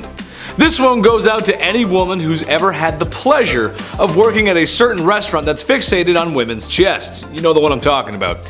Or any woman who had the absolute pleasure of working at a golf course clubhouse. Keep your mitts to yourself, you filthy animals. I can't imagine the bar maidens of ye olde times had better luck. There really aren't a lot of laws to protect them either. But basically, they helped serve ale in the taverns and inns, which brought in all kinds of unsavory types. Mind you, it's not as bad as it would be in Skyrim or, other fantasy RPGs, but it's still a sour bunch. Sometimes there were just barrels of ale and the maiden's job was to simply just keep filling the tankards and handing them out. I'm sure she was well respected and not even once ever had her personal space infringed upon, right? Of course not, no. Number 8, caring for children. Hey, someone had to do it. A woman's job is never done. At least that's what my mom, my aunt, my grandma, and pretty much every woman I've ever known has always said. Okay, sure, I was a little bit of a handful. I was loud and energetic and I loved to talk. Teachers always said I was a distraction in class. Alright, maybe I was, and maybe I still am. Okay, I am. But at least the women caring for me had the modern amenities of the 21st century.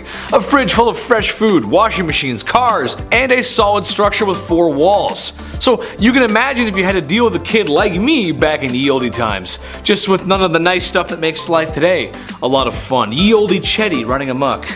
Oh mother! It's because of a cheater's fama. Number 7. While fama is a Latin term for reputation and good name, every country had its own version of this fama. And if you cheated, or were even just accused of cheating in 13th century France, which by the way happened a lot because husbands just want to get rid of their wives, the woman was always the center of the punishment, even if that was the man who had been cheating. This is because the status is all a woman ever had for a very long time, and the name of her family's reputation laid on her shoulders. Thus, all that pressure to be religious, virtuous, and most importantly, a submissive woman. The customary laws of Agen province list public humiliation for both the wife and her lover as the appropriate punishment for adultery. If the man could escape before or even after arrest, he could get off without any punishment, and his partner had to face her punishment alone. The woman got no such reprieve, even if she was just the mistress he cheated on his own wife with. In fact, if she tried to escape arrest, it warranted a death sentence. Women whose fama suffered through public shaming walk of atonement were no longer deemed honorable members of society, and seeing as standing of individuals before law at the time was often based on their reputations, what others thought of them, and how they behaved in public,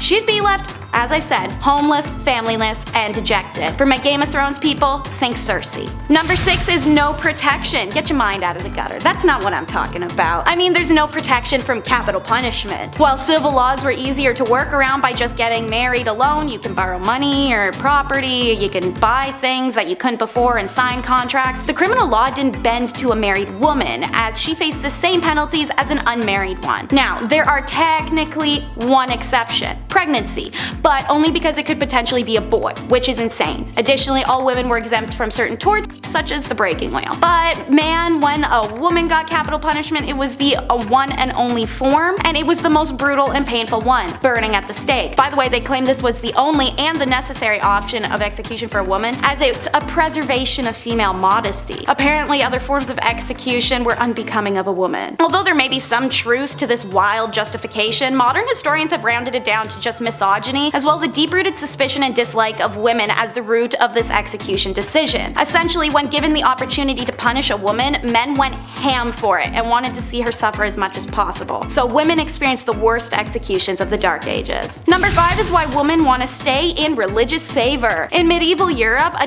device was literally invented for women who defied their religious beliefs. Pyramid shaped and made of wood, the woman who dared to defy her god should fear this. See, they would bind the woman's hands and ankles and then sit one of her 2 openings on the peak of the pyramid. She would then be incapable of shifting her weight anywhere else and was forced to put her weight down on the tip. It would slowly slide upwards and inwards, and the longer she was pressed down on it, the more her body split apart. These women would be left for days on end sometimes on this device. The device's slow, agonizing death can be compared only to the shame it inflicted as well. The woman was stripped nude and forced to suffer this torture in public for all to see. Number 4 is harems. To start, the word harem is derived from the Arabic word harem, and it often means sacred, forbidden, and sometimes sanctuary. This was an accurate name as only women's household members and some related male members were allowed to enter a harem, which was an honored women's space. The harem was the ultimate symbol of a sultan's power. His ownership of women, mostly slaves, was a sign of wealth, power, and sexual prowess. The seclusion from public gaze also inflated this power more so. But a royal harem could be a place of filth and stink where chaos and emotions ran high. This was the price of being property. Used by the emperors and his sons, you could either be favored or so hated that one day you vanish and rumors of your exile whirl amongst your peers. These ladies usually did not have the liberty to move out of the harem as they liked, but inside the harem they could move around as they pleased. There was no sisterhood in them either. Socializing amongst themselves was usually not friendly and jealousies were shown directly. Makes sense, as status and position of authority in the harem were determined by the place that they had in the emperor's favor, and to give the king his first male child was a great competition in this regard, resulted in unpleasantness through the royal harem. Everyone tried their best to please the emperor and turned her bad qualities like jealousy, aggression, or short-tempered attitude onto other women. Seeing as many of these women were stolen from outside the empire, let alone inside, frustration with language barrier and culture clash was also a huge source of contempt. Sometimes the women would lie to the sultan to have others disposed of, or they'd simply gang up on one another. Regardless, harems were places of drama, inequality, and a race to be favored as a ticket out of sexual servitude. Hidden sexuality is number 3. There were plenty of mainstream laws in medieval and Middle Europe against male homosexuality, and while it wasn't considered as serious, lesbianism still posed a threat to the ideals of a male-centric societal order. A law written in 1260 France stated that women caught engaging in homosexuality shall undergo mutilation on her first and second offense, and on her third she must be burned. This is one of the only laws to specify consequences for lesbianism, but the 13th century and Christian perspective of sex radicalized further into modesty. Lesbianism was equated to sodomy at that time point and therefore carried a similar sentence: death. There is sufficient evidence of lesbians in Middle Ages, most of which come from the church. Turns out many nuns were sexually active lesbians, and the church directly acknowledges their presence by having to pass laws establishing penalties for nuns caught having sexual relations with each other. So not only were they having sexual relations with each other, but it was enough that the church had to do something about it. For example, during the 8th century, Pope Gregory III gave penances of 160 days for unnatural female acts. Still, no torture or death though. This is because as long as phallus or other phallus-shaped objects weren't used or involved, the relationship wasn't considered real intercourse. Real intercourse involved procreation after all. So eventually, when Christianity upped the ante, however, any sexual act that caused pleasure, which now included lesbian intercourse or plain old self-stimulation, was now considered sin. So like most women of the Middle Ages, even bisexual and lesbian women had to settle down for a man at that point. Anyone who struggled with sexuality can imagine how dreadful it would be to live that way. Divorce was a nightmare, which is why it's number 2 in our countdown. Laws worldwide were unforgiving of divorces, literally always to the woman. In Chinese laws, a woman could only divorce her husband if he mistreated her family, not even her. He, on the other hand, could divorce her for anything. Some accepted grounds for divorce were failure to bear a son, evidence of being unfaithful, lack piety to the husband's parents, theft, suffering a virulent or infectious disease, jealousy, and talking too much. A pretty superficial list, but in Chinese society, divorce was a serious action with social repercussions for both parties, so consequently divorces were not as common as they may sound. She could not be divorced if she had no family to return to, or if she had gone through the 3-year mourning period for her husband's dead parents. And speaking of family, during the Han Dynasty, unmarried women brought a special tax on their family, and women with babies were given a 3-year exemption from the tax, and their husbands a 1 year. So there was a huge push to get married. Meanwhile, in medieval England, their similarities are stark. They too had a small number of divorces despite an expansive list of reasons to do so, such as there was a discovered blood relation between the individuals, or impotence, or fear used to obtain consent, marriages entered into under false pretenses, things like that. In many of these cases, the lack of sufficient evidence made them difficult to prove and thus deterred people from taking their cases to court. And number 1 is the tradition of foot binding. It existed for around 10 centuries, and there are women alive today who still have feet that are the result of feet binding. Foot binding involves systematically breaking the feet and shaping them inwards. This tradition started in the Five Dynasties 10 states period of the 10th century, when beloved concubine of the emperor built a gilt lotus flower stage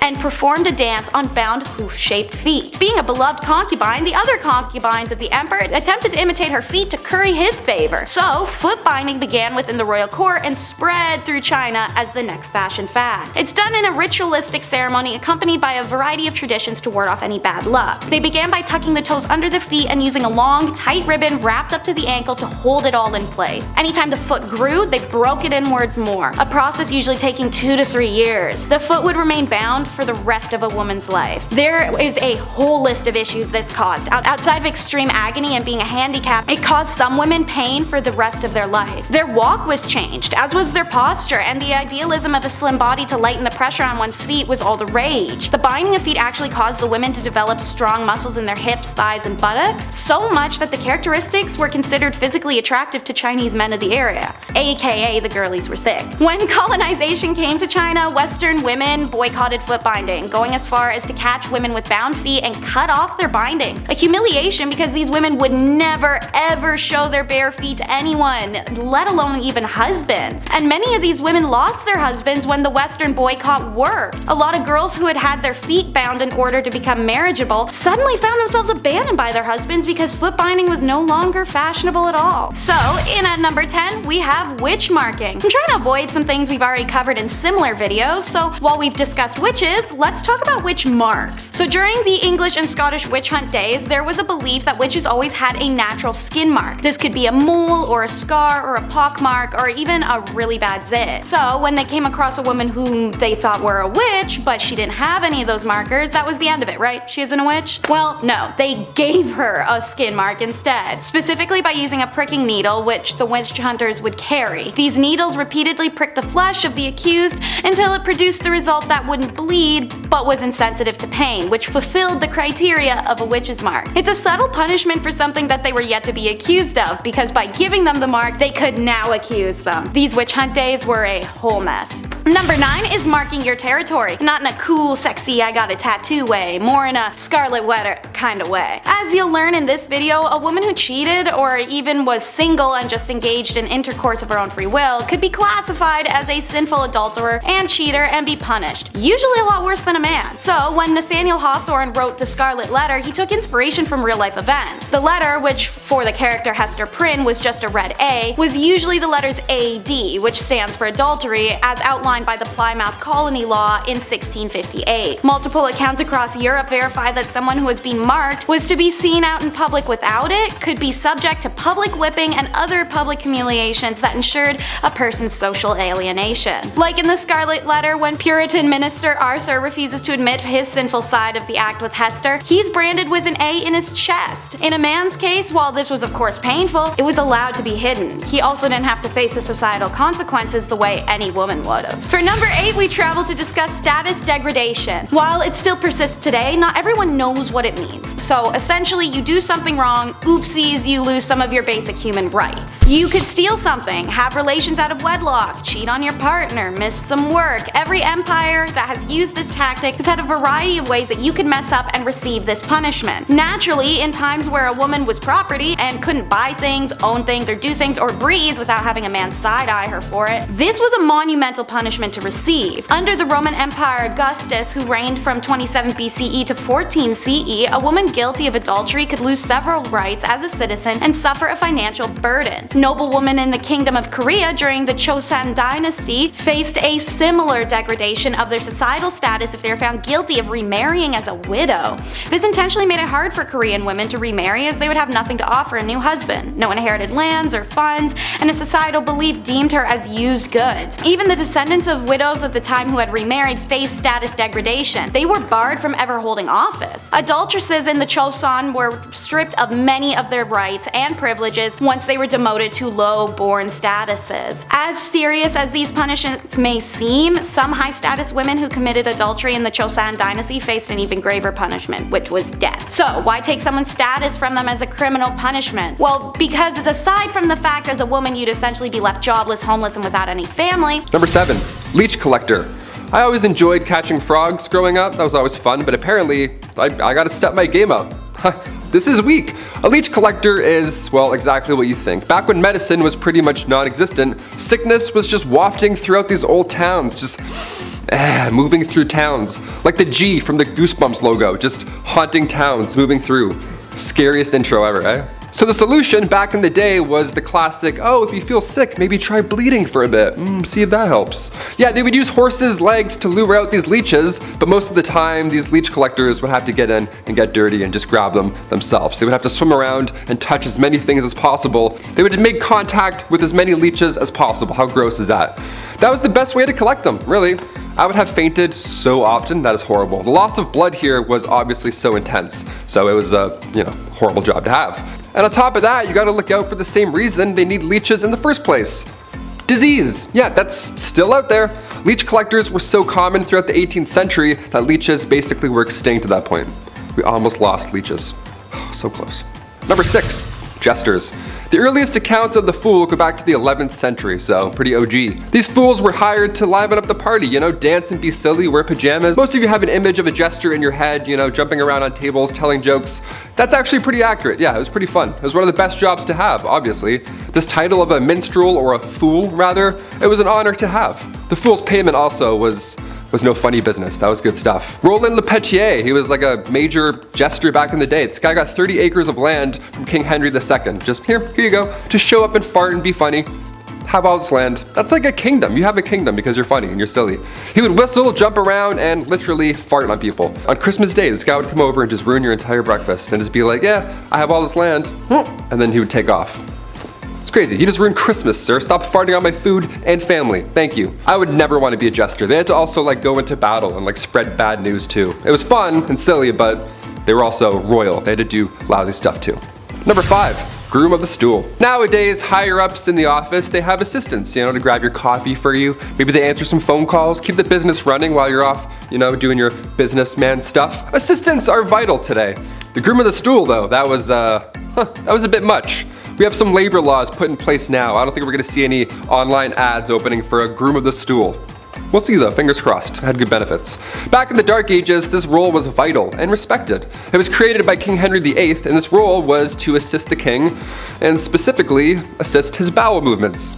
You got a box that you carried with you at all times. That's where the magic happened. The dark magic happened in this box. You would literally follow the king around until he needed to go to the washroom, until he needed said box. Porta potties weren't a thing back then, and there's no way you're going to catch that king squatting in the woods. In fact, you wouldn't even catch that king wiping his own behind. That chore was also reserved for the groom o' the stool. Yeah, lucky you, right? In this stool, you would have water, towels, a wash bowl. The whole setup would be in there. You're probably thinking, Taylor, which poor soul had to be stuck with this role? A prisoner? Somebody who lost their sense of smell, hopefully? No, only sons of noblemen could take on this role, and in doing so, they also gain access to every room in the castle, tons of clothes, any bedchamber furnishings, you name it. And of course, a high pay. Always helps. Thank God. That's maybe the worst job in history. Maybe. We're almost there, you'll see. Number 4, divorce lawyers. If you've seen Game of Thrones, you've heard of trial by combat. That was the norm back in the day. You fight for your freedom. That's great. But what about divorce by combat? What in the Mr. and Mrs. Smith is happening? Was this real? I can't believe this. If you and your significant other weren't getting along in the Dark Ages, instead of, dishing out thousands on couples therapy and signing all that paperwork and getting it done with and going your separate ways, no, instead they would battle each other, like combat. It was an organized event too. It had restrictions in place for the husband. It's pretty hilarious to think back on. Like the husband would have to stand in a hole with one hand tied behind his back, while the wife ran circles around this hole with a sack full of rocks. A sack full of rocks, how intense is that? That's why you don't cheat in the Dark Ages, Lancelot, okay?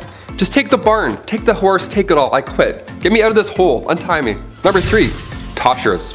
Toss a coin to your tosher, here we go. This was one of the worst jobs back in the day, and it wasn't even a legal job. Shh, don't tell.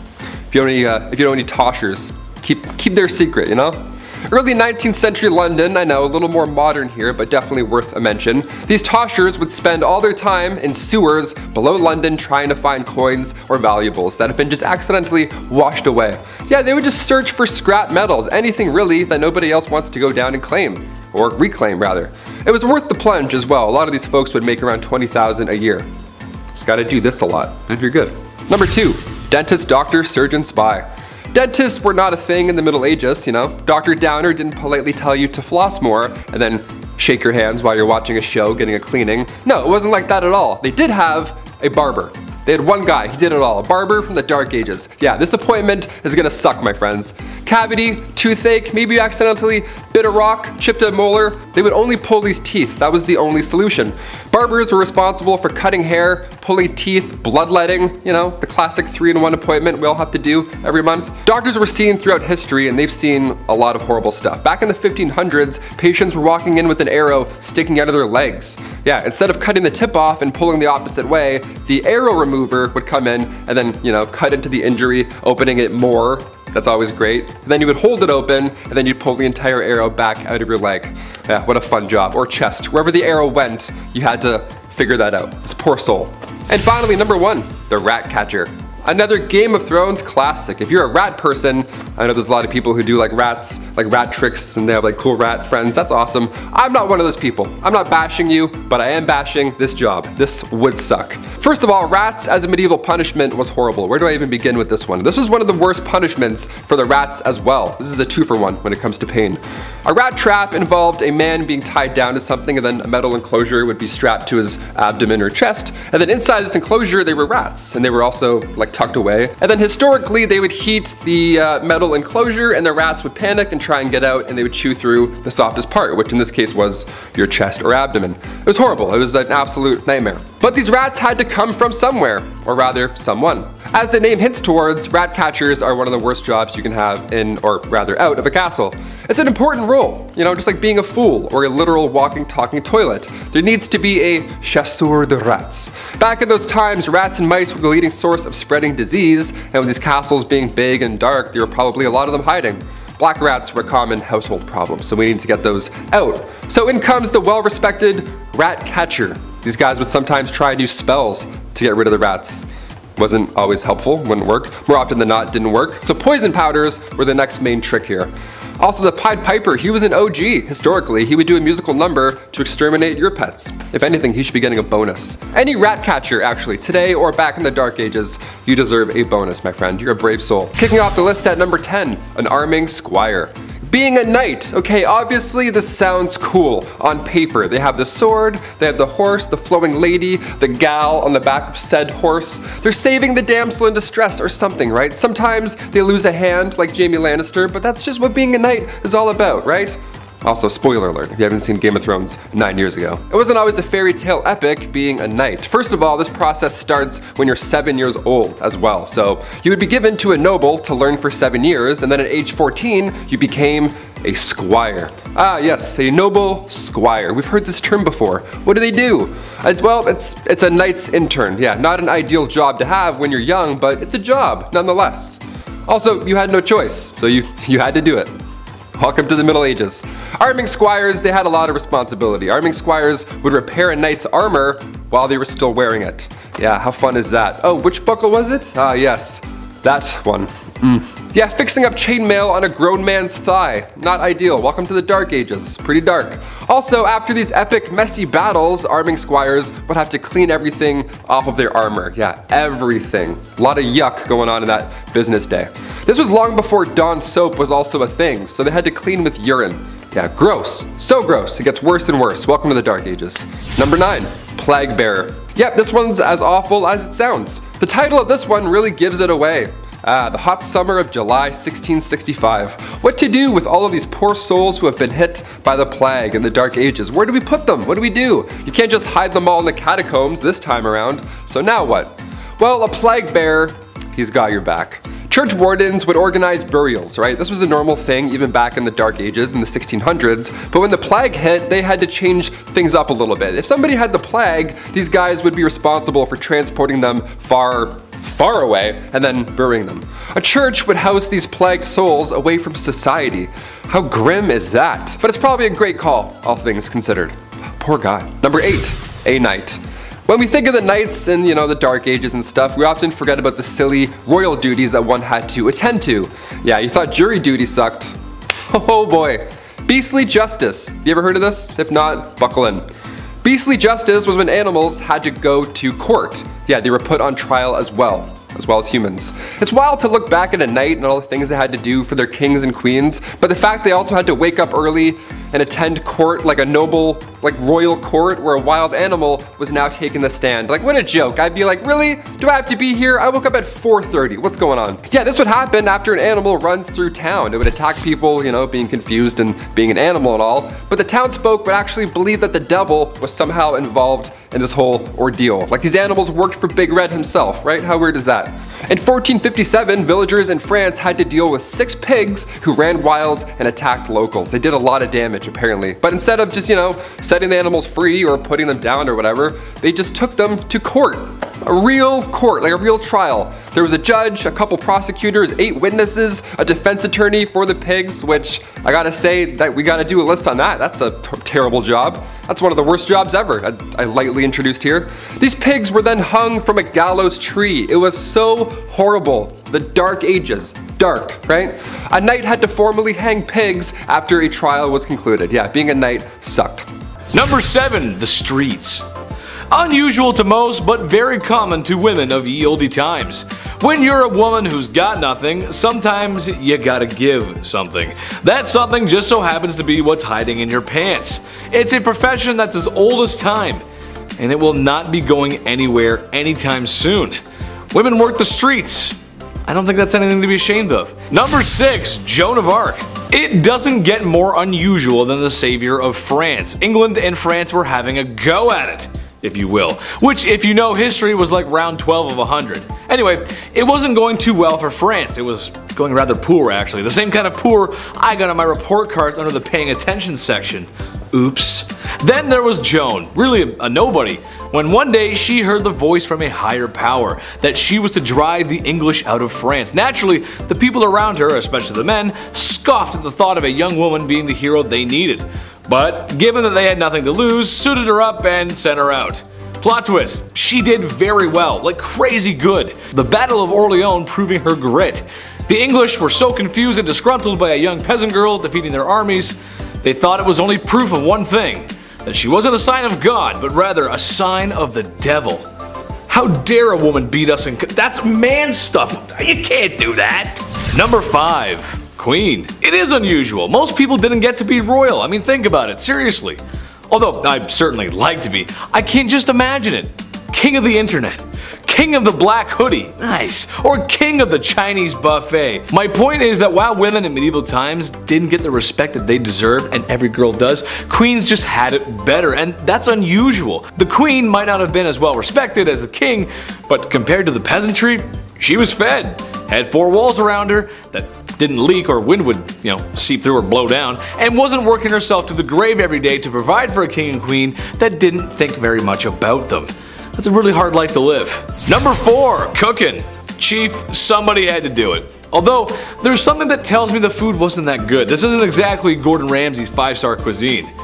Beans, cabbage, eggs, onions, bread, and of course beer or ale to wash it down. The peasantry just didn't have the same access to food like royalty did. Although with a list like that, it sounds like it's a fast-track way to an upset stomach or some really grody gas, dude.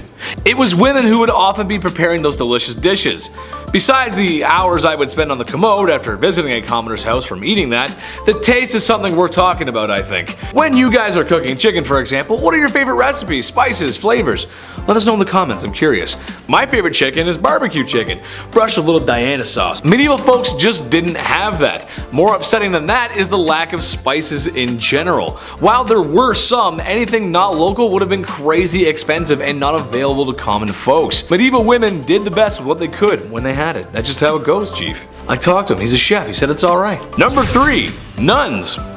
It makes sense, honestly. Becoming a woman of God was honestly a good career choice for a woman. For starters, you become a woman of God, and that means you're protected under his vision. Thank you, Jeebus. And people need that back then, seriously. Secondly, it would also give you a place to live. Some nuns stayed in one town and others traveled where needed, staying in monasteries and convents where it was possible, and probably more comfortable than living in the mud and stone huts that the serf women were living in. And lastly, they got rulers and sticks, and if someone was bad, they would punish them when they misbehave.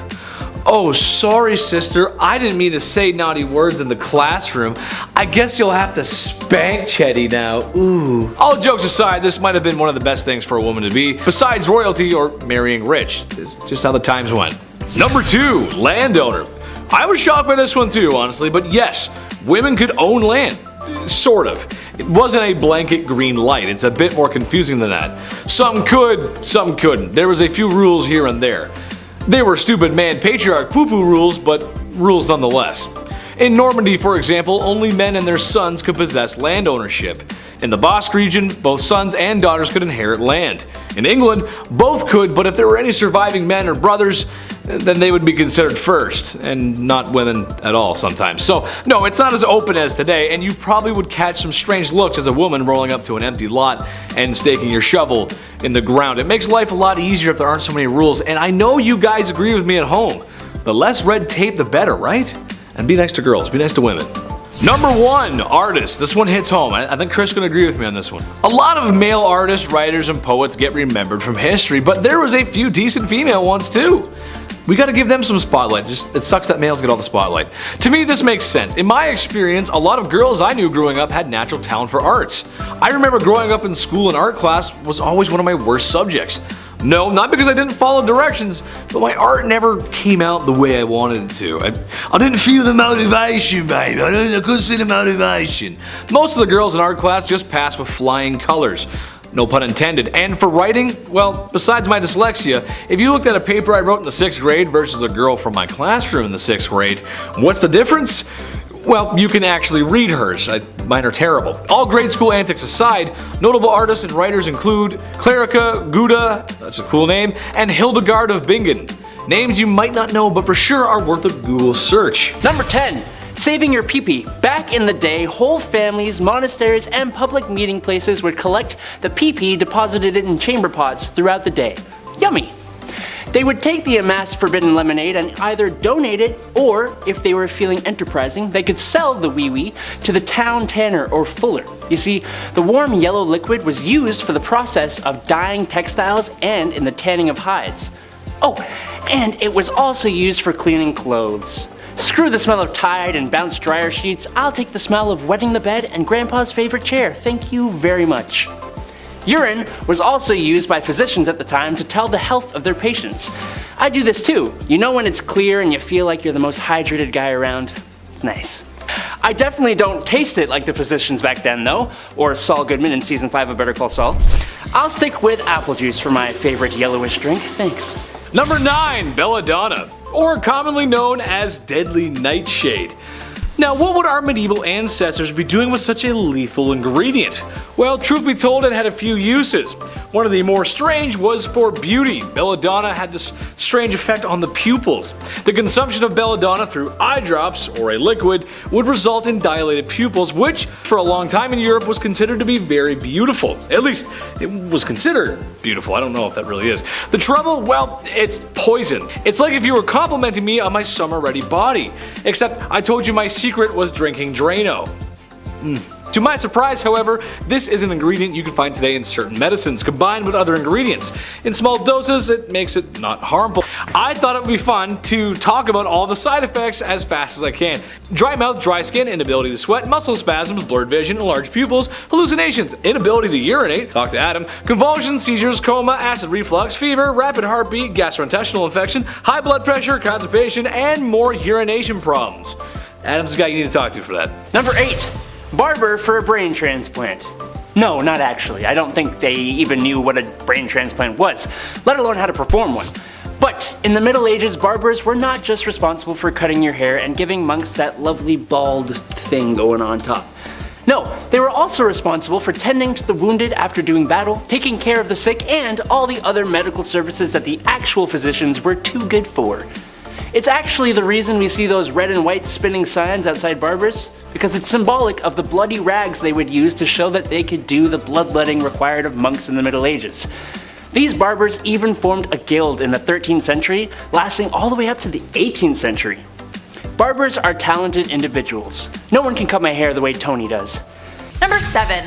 A jester versus Netflix. As soon as I said jester, you pictured a tight-wearing, colorful bard with a stupid hat. probably not far off, but the nobles had to entertain themselves somehow, as previously mentioned. The castle would play host to loads of minstrels, jugglers, and acrobats. Edward II, for instance, in 1306 had hundreds at his knighting celebration. But the original meaning of the jester was just simply a good storyteller. They would wander in on dark evenings and entertain the company with fancy tales, comedic and dramatic. But soon jesters became employed full-time to kings and lords. Henry II had one called Roland the Musical Farter. Great name. I wonder what he did. Every Christmas, he would perform and earn a grant of the land, so they were paid pretty well. He had to be wise and quick-witted in order to maintain the love of their masters. However, if they went too far, off with their head. Triboulet, the king of France's fool, once went too far and was sentenced to execution, but he got out of it when they allowed him to choose how he would die. He simply said, old age, and he was pardoned. Again, quick-witted. Number 6. Gazing out of windows. Imagining a world where women are restricted from education, business autonomy is thankfully getting harder and harder to do. But even without feminism, women still operated within the constraints of a patriarchal society in very important ways. It was their job to run the entire castle when the lord was away, for instance. They weren't just staring out windows, waiting to lower their hair for a handsome suitor. Medieval noblewomen, for instance, had the responsibility of running the household and enforcing it. Lords were often away on crusades, war, court, or even just dead. So it was up to the ladies to run the estate, finances, and even to defend the castle against attack. Also, if the husband was dead, many women would choose not to remarry because you had more advantages being a widow than being married. You would essentially be treated as a man, especially in terms of property and things like that. Religion was also incredibly important, and one of the restrictions for women at the time was that they were forbidden from touching the altar. So in order to metaphorically dance around this, they donated their clothes to the church, which would eventually be worn by the clergymen, hence they would eventually touch the altar. A very clever way of getting around this rule, but more research needs to be done about women in the medieval ages, but this is kind of what it looked like. Number 5. Shotgun weddings. Behind the closed doors of the castle walls, love lives were pretty much what you would expect them to be. Really stinky, and also not about love. Marriage was politically motivated, and there wasn't room for much love there. Women had essentially no say, and both boys and girls could be married as soon as 12 to 14. However, compared to today, their ceremonies would be better compared to a shotgun wedding in Vegas than the ones we know. It would be completed in a matter of moments just by simply uttering consent. You could marry technically in the street, or at dinner, or at a pub, or in bed after the deed is done. So because things got so confusing, by the 12th century marriage got more complicated. It was declared a holy sacrament that must be observed by God. Observed being the key word. Not only did people actually have to see people saying I do, they had to see them do the deed. The bride was carried to the bed by the family, and they would wait around until the act was complete, so you know what I mean. If you were lucky enough to live in a castle, you might have had bed curtains to shield the viewing, but they still heard everything that was going on. Number 4. The Mystery of Ludlow Castle. Beyond weird weddings, war, and strange food performances, castles contain secrets behind their walls we may never know, such as the mystery of the White Lady of Ludlow Castle. In the 12th century, the castle was home to Marion de la Bruyere, and she had a secret. She was in love with a secret suitor with whom she would sneak into the castle each night. She would lower a rope in true Rapunzel fashion to bring her love to her. But little did she know that her mysterious love was setting a trap for her. One night he left the rope below so that more men could follow up behind him and take the castle. Bereft and betrayed, Marion stabbed her lover with his own sword. She then flung herself from the castle's walls and perished on the rocks below. To this day, people have stories of seeing a woman's white figure tumbling from the castle window, trapped in the desperate circumstances of her death. Number 3. Secret passageways. If I am ever in my life able to actually afford a house, we'll see. One of the ride or die requirements is a secret passageway or to a secret library. Like both. Both would be great, but a secret library is a must. And I will never tell anyone about it because how cool would it be if they found it themselves? Medieval castles were filled with secret passageways and alcoves designed to help facilitate escape should the need arise. In fact, it was kind of a requirement of fortifications to have one. The main secret entrance was called the postern. It was small, therefore easy to defend and protected by metal grates, as well as there were battlements above it. However, the entrance could be exploited if in the wrong hands. Say you have some double crossers behind your walls. They could help sneak in the enemy soldiers, such as the case of Corfe Castle during the siege of 1645. An officer named Colonel Pittman helped aid enemy troops in through the postern, condemning the fate of the fort. Number 2. Where's the loo? There are so many reasons to be thankful for modern day plumbing, but this reason above the rest. Because of plumbing, we don't need a gong farmer. What is a gong farmer? I'm not glad you asked. In castles, bathrooms were often called gongs or loos, and often overhung over the moat or onto the ground so that like whatever was happening would just drop below. There was a wooden board with a hole in it, you sat on it, did your business, and got up. Simply straightforward. But sometimes the droppings fell into a cesspit, like in Rochester Castle. The smell would rise up, and though they didn't know about germs, they believed bad smells were unhealthy. So eventually, the pit had to be cleaned. Enter the gong farmer. This is a dirty job that even Mike Rowe would run from. They had to scoop out the stuff, ferry it away, and bury it. It was a dangerous job too, and one poor fellow named Richard the Raker fell into one and drowned. Now that's a way to go. And last but not least, the Tower of London Zoo? The Tower of London has seen a lot of action since it was built by William the Conqueror in the 1070s. It has housed some of history's most famous political prisoners, but did you know that at one time it was kind of a zoo? From the 1200s to 1835, the tower housed an exotic assortment of wild animals. Lions, tigers, bears, oh my, but also elephants, monkeys, and polar bears. They were brought to the castle as gifts, and if you visit the attraction now, there are wire sculptures commemorating the beasts. In 1235, Henry III was given leopards, though most likely they were lions, but they were just called that, by the Holy Roman Emperor Frederick II, and that's where it all began. The king decided to start a zoo at the tower, and that he did. A polar bear joined the exhibit in 1252, and then an African elephant in 1255. A special enclosure was built, but sadly the elephant died only a couple years later, which was sadly the fate of most of the animals, except for the lions. They did pretty well. Kicking off our list at number 10, rat poison. Yeah, this one's pretty gross right off the hop. During the 16th century, it was common to fill your house with arsenic trioxide to keep rats from your food supply, right? You don't want those guys hanging around. They're bringing the plague in, a little nasty. Barbara Gilbert of Leicestershire, she thought that she was grabbing flour and ended up mixing this stuff with milk. That was a really bad mistake. She thought she was preparing a meal for her family when really she was about to poison them. Now, it's horrible to say, but Barbara, she took a sip, thankfully, before her family, and then she was thankfully the only person who lost their life because of this,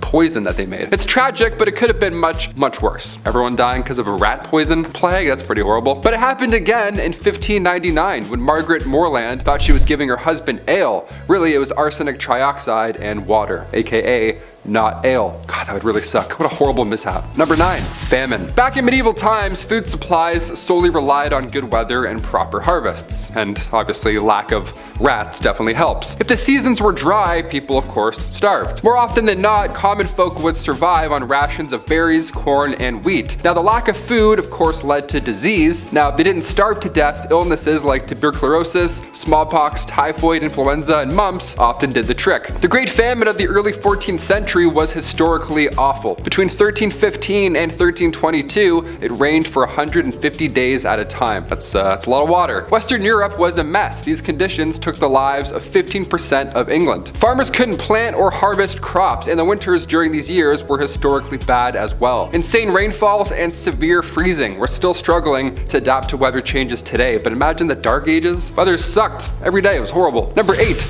Weather witch. Aside from that little ice age I just referenced, what was the weather like for most of these medieval travelers? 5 seasons of Game of Thrones. They talked about winter coming, but what were those winters really like? People in the 1400s believed that bad weather could be caused by the behavior of wicked people, like killers, those who sin, incest, that was a pretty bad one. Game of Thrones would have been screwed off the hop. That would have been a lot of horrible weather. Even family arguments were to blame. You talk back to your mom, next thing you know, the crops are frozen. Nice, way to go, Eric. It's on you. Now this eventually linked back to blaming witches or sorcerers who some believe could control the crops and or weather. Yeah, sorcerers controlling your crops, imagine that. The Malleus Maleficarum, published in 1486, this book straight up references a witch that would fly in the air and create storms. Yeah, with effects that took lives of animals and farmers. No thanks, I'm glad we don't have any of those floating about. We just have drones now, which are just as annoying. Number 7, jesters. If you were to peer your nightshade eyes into a royal court, it might take a second because that stuff ain't good for it, you'll find a few things. First and foremost, you will see a king and his throne, the man who rules it all. Next to him would be a most beautiful queen, the woman who has it all. Hiding in the room upstairs are his mistresses. That's just how it goes. Loyal knights, advisors, cooks, everyone's here, as Mr. Sakurai would say, except for one missing person. Who? Me and Adam, the jesters. Oh, hi. The jesters, the jokers. Yes, no royal court is the same without the jester. The jester's job was to just laugh. He's a ye olde comedian. Now, it might seem like it sucks, especially because, well, they wore strange attire and that hat was supposed to resemble that of an ass's ear or a donkey's ear, depending on what you want to say. But the jester possesses a unique power. No, not the power to fart on command, that's my power. The power to speak freely, or at least more freely than most. This was a time when speaking out against the king could lose your head. The jester could speak about the kings this way because, well, everything he said was taken as a joke. Some advice I think we could all take today. Number 6. Everybody drinking. I recently went to go pick up some beers, and I went up to the cashier and I got my debit card out and prepped my ID. The cashier asked me, "How do you want to pay?" And I handed him my ID, being so accustomed to being confused for a prepubescent younger lad.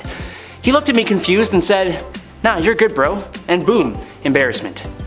This interaction would never take place back in the medieval times because literally everyone was able to drink. It was usually the case to drink beer or wine in place of clean water. Now they did have clean water before you all jump on me in the comments, but for when it wasn't on hand, beer and wine was accepted in its place.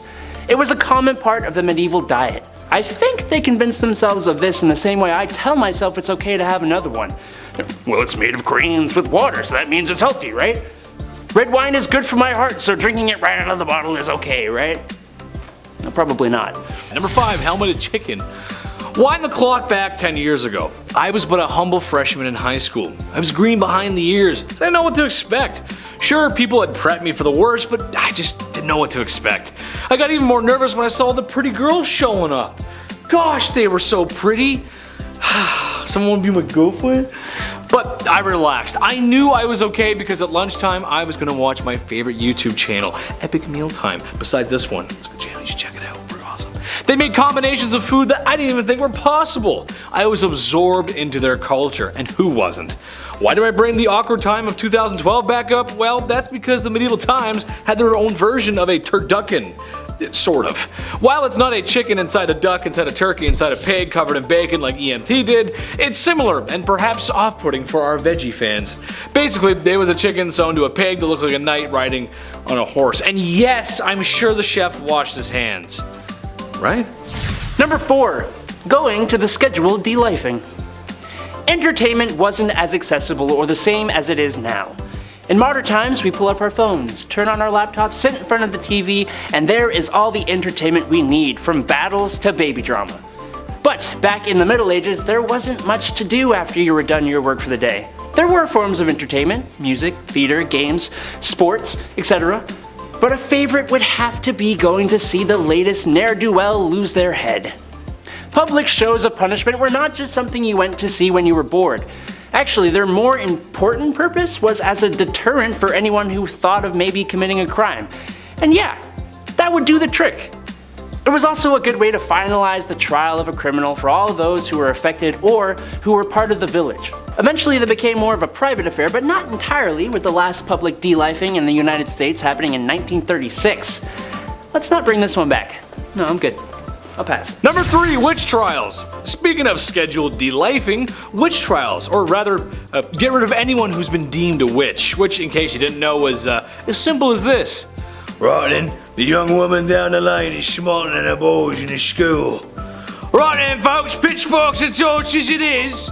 Unfortunately, for a lot of women at the time, it was tough. When has it not been, right ladies? While some men were declared witches too, this was a tool really for people with power to get rid of those who dare oppose them.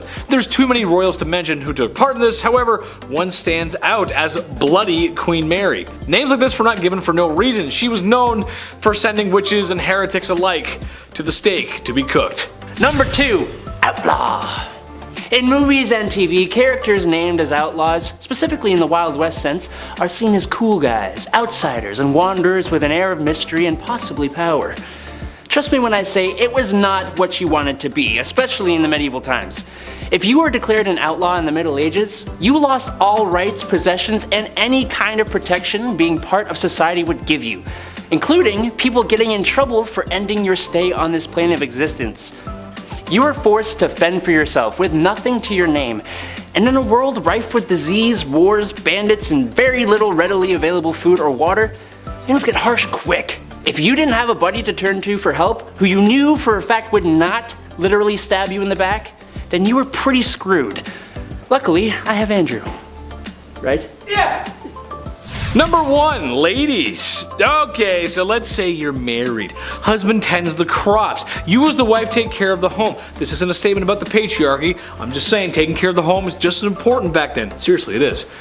Well, your husband comes in from tending the fields one night with a fever. Uh-oh, he's fallen ill, and now he's perished. Now you're left alone with no income and a society that's probably not okay with you working. So that means it's time to pull up your pants. Well, actually pull them down, as in a scenario like this, it would be time to work that street corner, and a lot of women did do that. The same way Adam works on building Legos in his dungeon. I joke. But as they say, it's the oldest profession in the book, and folks, it's not going anywhere anytime soon. Tradition or not. Okay, number 10, location, location, location. So first off, let's begin at the very foundation as to why medieval castles were built in the first place. And the biggest hint lies in where they were built. From the 11th century onwards, medieval castles were built for a few reasons. 1, to demonstrate wealth. 2, provide a place of defense and retreat. And thirdly, to defend important passageways and landways. Oh, and it was a nice place to live. But specifically because of the last few reasons, where a castle was built really mattered. Some were built by the sea to have a strong advantage over naval attacks, or they were built on hilltops just like you see in the movies. The more they could see, the better the chance they had of anticipating the enemy's attack. But even still, some castles took this idea to the extreme, such as Castle Monte Titano, which literally looks like it's about to fall off of a cliff any moment, or Przemyśl Castle, which was built into the side of a cliff face and is only partially visible from the outside. This would definitely make it difficult for anyone to attack the fortress given the rough terrain, but still, like, how did they even build that? How did you even build it? I don't even know. Just the talent, pure talent. Number 9, helmeted cock. No. I'm not talking about what you think I'm talking about. Think about how much entertainment you consume on a daily basis. You're watching me right now, scrolling on TikTok, Instagram, movies, Netflix, whatever you want to do. The desire for entertainment is strong in humanity, so medieval nobles found ways to insert the funnies into everything they could, even food. Helmeted cock was one such entertaining delicacy that delighted all of the guests behind the castle walls. It was essentially a rooster stitched to a pig and then roasted. Another game they used to play with their food was live frog and chicken. They would put live frogs into pie shells so that when someone cut into it, all these frogs would just ribbit about the dinner table. Hilarity! And then live chicken was significantly darker. They'd pluck a live chicken in boiling water in front of the guests, like in a jacuzzi, and when it passed out, they'd glaze it to look like it was cooked. Then they would lay it on the table, and when the chicken finally came to, it would bound up and down the table to the delight of the guests. This poor chicken who's like frantically being like, where the heck are my feathers? I'm naked! Just awful. Weird times. Weird times. What else were they gonna do? Number 8, the art of dying. To see where I'm going with this, check out this pic. Why does he look so calm? He's literally being stabbed in the head and like the side and everywhere else. While in real life this wouldn't actually happen, you wouldn't be this calm if you were being killed, but this was the goal. People lived in a very pious society back in the medieval ages, and what with death looming around every corner with the Black Plague, you know, they developed a very unique idea about death called ars moriendi, the art of dying. The idea revolved around a good Christian death, that it should be planned and peaceful. I'm going to die on December 16th, blah, blah, blah, blah, whatever date. They didn't actually say that, but anyways. So as medieval people were lying on their deathbed in their castle, they were expected to perceive it without despair or any kind of existential crisis. You had to take it honorably, and if you didn't, it was looked down on, but then again, you were also dead, so what does that matter? But it was because of this belief that even in paintings depicting gore and death, the victim, who was stabbed in the head, always had like a calm expression, just like, yeah, this is fine. It's a flesh wound.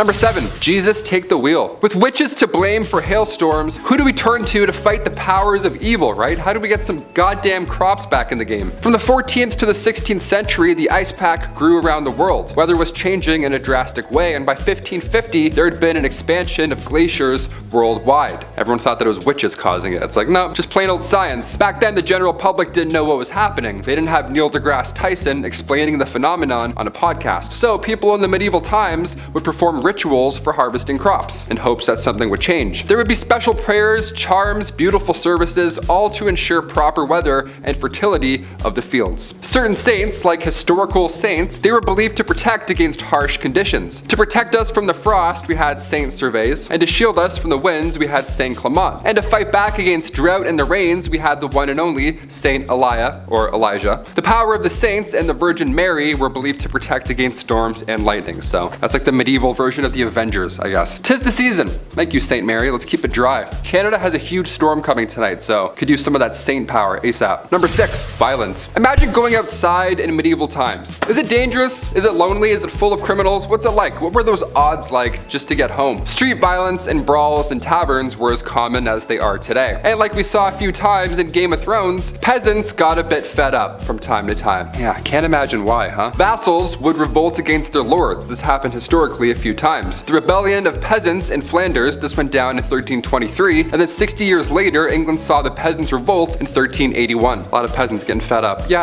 I would assume. I'm surprised it took that long, really. Number 5, pole vaulting. The day pole vaulting was born was December 25th, 1521. It was a Christmas miracle, some would say. A laborer named Robert Baker, he was heading home from the church after a Christmas gathering. Severe floods interrupted his normal commute home, classic medieval flash floods. So Robert Baker, the quick thinker that he is, he grabbed a tall pole and he just vaulted his way over this new stream that had appeared. And then he continued home. He just carried the stick home and he was like, what have I done? What have I invented? Now at Bumblebee, we don't recommend this as a commute. Don't pole vault over things in general, unless you're a professional, don't do that. Because later on, when attempting that same stunt, Baker's pole snapped mid-leap and he ended up drowning. Yeah, the poor guy bridged to Terabithia himself. You don't want anything to happen like that. That's really bad. Again, in 1540, a similar case. Somebody tried to leap over a pond, but the pole wasn't strong enough and it broke and they drowned. Do you pole vault? If so, comment down below how scary it is to learn, because I'm interested. I don't know. Number 4, falling bacon. If they ever made a Final Destination movie that takes place in medieval times, that'd be an odd pitch. This would be the opening scene, for sure. This is crazy. Not sure how true this is, but if so,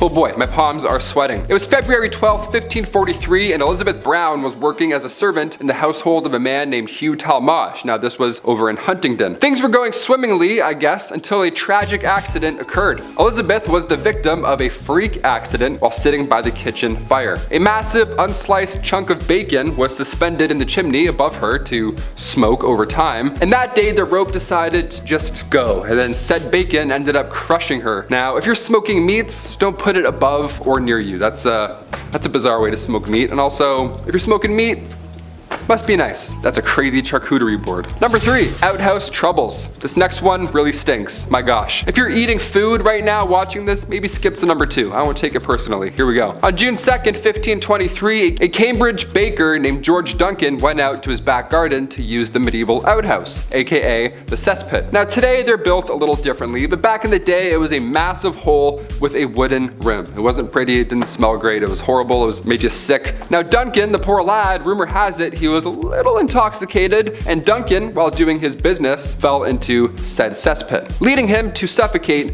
to death in the worst way imaginable. Now it sounds like a crazy way to go in medieval times, but it can happen today as well. Because in 2014, 2 people lost their lives trying to recover a cell phone that fell into a porta potty. Yeah, imagine that. Losing consciousness in feces is a dangerous place to do it. That's very horrible. That's a horrible way to go out. That's the worst way to go, I think. That's the worst. Number 2, clocks. Yeah, if you think a piano falling on your head is insane odds, now imagine a clock. Welcome to the medieval times. The 16th century saw the beginning of clockmaking, and early on these things, they were units. They were massive. Great-grandfather clocks, these early mechanical pieces, they were made of metal and were chock full of machinery. Weight equals danger, and in 1513, a man named John Townsend was holding an iron clock, very proud, when all of a sudden it slipped from his hand and it hit the young man right next to him. William Brett. It hit him right in the forehead, and the next day Brett died of his injuries. The guy died because he got hit with a clock. What a way to go. And finally, finally, number 1, horse racing. I think it's general knowledge at this point, but standing near a racehorse equals not a good idea.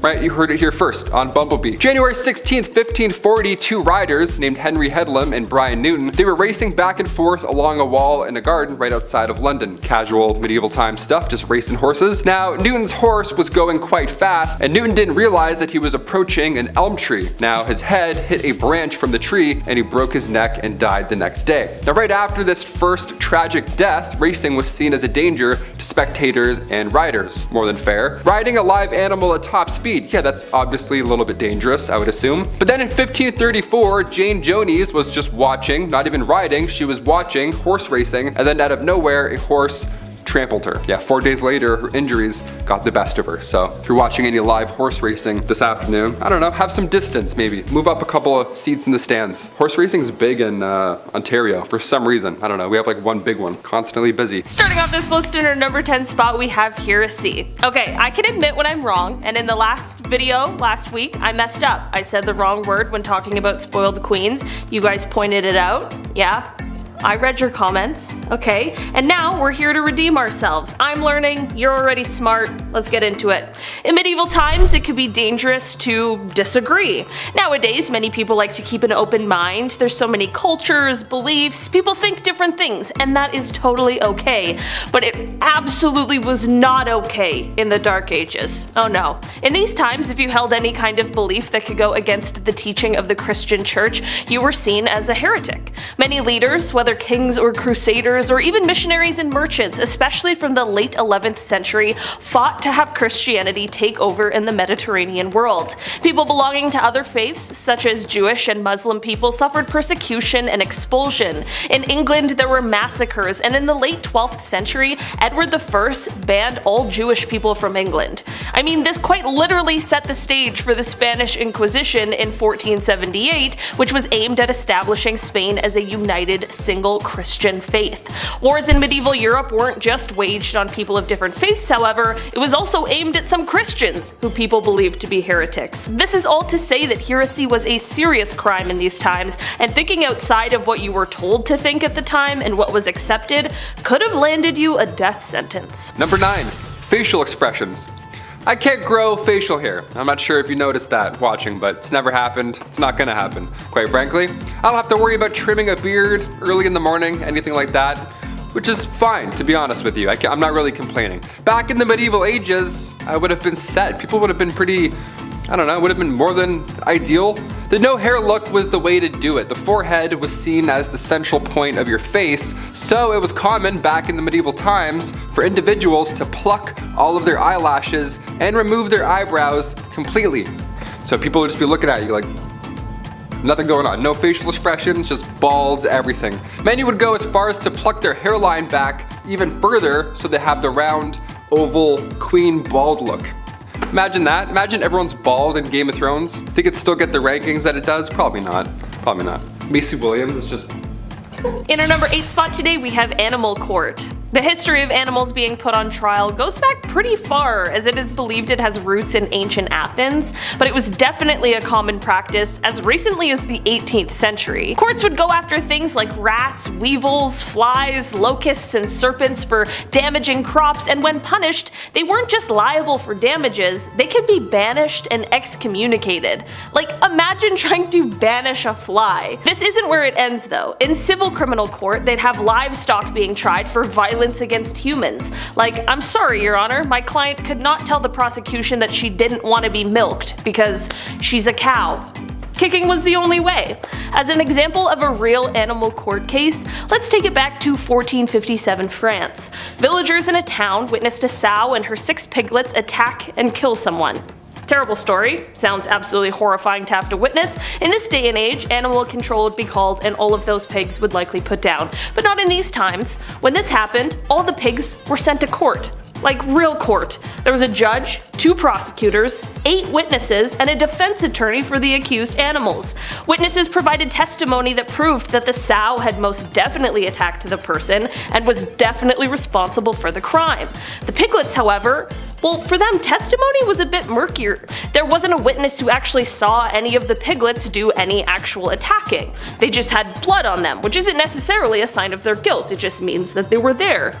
This is why the court, while they did sentence the sow to death, the piglets were exonerated for their role in the crime. It's very strange and now would be a very expensive system, but in those times it really did work for them. At number 7, cockatrice. When living in medieval times, people had to be very creative when it came to cooking. You had to create flavors with limited resources while also trying to dodge the risk of poisoning people if you're not careful, but this next dish pushed the boundaries of culinary art so much that Gordon Ramsay would have to call every chef who made this an idiot sandwich. Back in medieval times, some chefs would prepare a dish called cockatrice, and it was kind of a monstrosity. This imaginative dish was made by combining a pig and a chicken into some kind of revolutionary Frankenstein's monster. Essentially, this dish was made by cooking a pig and a chicken, and then the chef would cut both animals in half and then attach the front half of a pig to the rear half of a chicken. Then it would be stuffed and roasted on a spit, glazed in egg yolks and saffron, and topped with a gold leaf before being served to an elite like a king or queen. There was also an alternative version of this dish where instead of having the 2 halves of the animal mashed together, it would instead have the chicken riding the pig, and some chefs would even adorn the chicken with a knight's helmet for some extra pizzazz. Not sure why this was invented, but it certainly is creative to say the least. At number 6, roasted cat. We started off this list talking about one common household pet that was traditionally eaten in medieval times, but now we have another, so for anyone who has a feline friend, you might want to skip this part. Roasted cat was yet another bizarre food that was eaten back in the olden days, and I can't really say I'm all that surprised. I mean, they were eating hedgehogs, dolphins, and garbage, so I wouldn't put it past them to take a bite out of Garfield too. Roasted cat was a pretty straightforward dish. They would just marinate it and roast it like they would any other kind of animal, but what makes this dish strange, other than the fact that it's a cat, was the way that it was prepared, and the superstition behind it. Cats already have a lot of superstition behind them, so it makes sense that in medieval times they believed all sorts of things about felines, but when it came to cooking them, it was believed that cutting the head off before cooking it was a vital step because, quote, "It is not for eating, for they say that eating the brains will cause him who eats them to lose his senses and judgment," end quote. So yeah, don't go eating cat brains, I guess. At number 5, beavers. Remember a little while ago when I mentioned the medieval practices of Lent and how they ate dolphins because they thought they were fish? Well, we have another animal that is most definitely not a fish, but medieval people believed that it was. Beavers. Yeah, beavers. They thought that because beavers were such good swimmers that they just had to be some kind of fish and were therefore suitable to eat during Lent. Originally, it was just the tail of the beaver that was suitable for Lent because it was considered cold, but later on they figured that the whole animal was good to eat because, again, they thought it was a fish. I can't really see how they looked at this furry animal and thought to themselves, ah yes, a fine sea-dwelling fish. But hey, these people believed in witches, unicorns, and regularly put animals like pigs and donkeys on trial, so there you go. At number 4, singing chicken. Continuing on with another insanely weird food from the medieval age, we have one that was pretty dangerous to eat, though the people who lived back then probably didn't know it was so unsafe. Back then, some chefs would prepare a pretty theatrical dish and called it singing chicken. Man, the things that they did to these poor chickens. Anyways, singing chicken was prepared by taking the chicken's neck and tying it with quicksilver and sulfur, and when the bird was heated, it made a sound like it was singing. Why this was necessary? Who the heck knows? There were other versions of these kinds of theatrical meals as well, where swans, pigs, and even fish were made to look like it was breathing fire. Chefs would soak cotton in alcohol and place it inside the animal, and when it was time to serve, they would light the cotton on fire and make the food look like it was some kind of dragon. At number 3, roasted swan. A lot of people see swans as beautiful creatures. I mean, I see them as deceptive geese because even though they are pretty, they will still attack you and eat your young, but I digress. Though swans are a lot of people's favorite animals, in medieval times, swans were more so people's favorite food. Yeah, even the swans weren't safe from being devoured. Now, some of you might think, oh, well, since it's a bird, it's probably prepared in a normal way. And to those people, I say, have you been paying attention at all? Nothing was normal back then, and of course they had to make things weird. There were 2 ways of preparing a swan. the weird way, and the strange way. The first way of preparing the swan was to mince the entrails of a boiled swan with bread, ginger, and blood, and then mix it with vinegar. Yum. And the second way was to cut the bird open, remove its skin, roast it on a spit, and then reclothe it with its skin and feathers and present it to eager guests. Sounds absolutely horrible. At number 2, lamprey. Imagine this, a gross, slithery eel with gray scaly skin and a suction cup-like face full of tiny sharp teeth. Does that sound tasty to you? Because I can't say it does. However, to people in the medieval age, apparently it was finger-licking good because this lamprey was all the rage and was actually a favorite of King Henry I of England, who was actually said to have died from eating too many lamprey. Lamprey was considered a delicacy and was often enjoyed with a side of hot sauce. I don't care how it's prepared, you cannot catch me eating a sharp-toothed worm of the sea. And finally, at number 1, live food. I think that by now we understand that medieval cuisine was as much about theatrics as it was about sustenance. Between singing chickens, fire-breathing fish, and cockatrices, a lot was happening in the kitchens back then, but by far the weirdest food trend from the medieval age was their live food shows. Because a lot of people loved a good show, chefs came up with a new idea to wow their dinner guests, where they would serve an animal that looked to be dead and cooked, only for it to get up and run away when it got to the table. The most common animal used for these theatrics was of course the chicken. To prepare this unorthodox dish, the chef would take the animal, let's use the chicken as an example, and they would pluck it while it was still alive and glaze it to make it look like it had been cooked. They would then wait until the chicken fell asleep in the kitchen and bring it out on a platter. However, just as the chicken was about to be carved up and served, it would wake up and run down the table, creating a chaotic dinner. Another common live food that would be served was frog pie. Chefs would put frogs in a pie, and then when the top of the pie was cut open, the frogs would jump out and startle the dinner guests. Now how's that for dinner and a show? Number 10, Treaty of Verdun. The Treaty of Verdun, or also known as Traité de Verdun, was a contract agreed on in August 843 in which divided the Frankish Empire into 3 kingdoms among the surviving sons of the Emperor Louis I, the firstborn son and heir of Charlemagne. Long story short, all the grandsons were all at civil war with each other about who was getting what did Grant promise. The treaty followed shortly after almost 3 years of wars between the brothers. It was the first in a series of partitions contributing to the dissolution of Charlemagne's empire, and it is seen as a blueprint in which modern societies are based off of. Basically, the brothers all had to split what their grandfather had decreed his own into land. Lothair the First, coolest name, Charlemagne's eldest son, received Francia Media, or the Middle Frankish Kingdom. Louis II received Francia Orientalis, or the East Frank Kingdom. And Charles II received Francia Occidentalis, or the West Frankish Kingdom. You and I both know the youngest got the most. Come on, I'm just gonna say it right out. Everyone likes to talk about the eldest son this and the eldest son that, but we all know the baby gets whatever they want whenever they want, don't they, huh? I'm looking at you, Taylor. Come here, man. It's true, man. The baby gets everything. Middle child? This guy didn't even exist growing up. Didn't hear from him. Number 9, Underground Castle. Big Chet and I are currently replaying Ocarina of Time, so in honor of Hyrule, I gotta include this medieval castle. It was once a residence during the reign of King Henry III. This castle was actually discovered recently underneath a prison yard back in 2015. The old prison castle, we love those. Shawshank Redemption 2, Medieval Edition. Super recent discovery. Archaeologists discovered walls of a castle underneath the basketball court in southwest England at a former prison. Yeah, dudes were shooting threes over top a kingdom and they had no idea. How amazing is that? This was the same castle that played part in the mid-1100s during England's Civil War. The castle actually fell later in the 1400s, and the prison was built on the grounds later in the 1700s until it closed its gates forever in 2013. And then we were shooting threes and then we discovered it, of course. If I was a ghost haunting these grounds, I would make every shot miss. Easily. I would just float near the net, tap the ball away, like, nice try. Back to prison. Number 8, stonemasonry. So we all know about who wrote what and who translated what to what text and which language while writing what play, which was based on who, but who built all this stuff? When we think of the Dark Ages, we can't forget the megalithic Leviathan stones carved and molded together to create the enormous Gothic castles and cathedrals that are still standing to this day. How did people do it back then?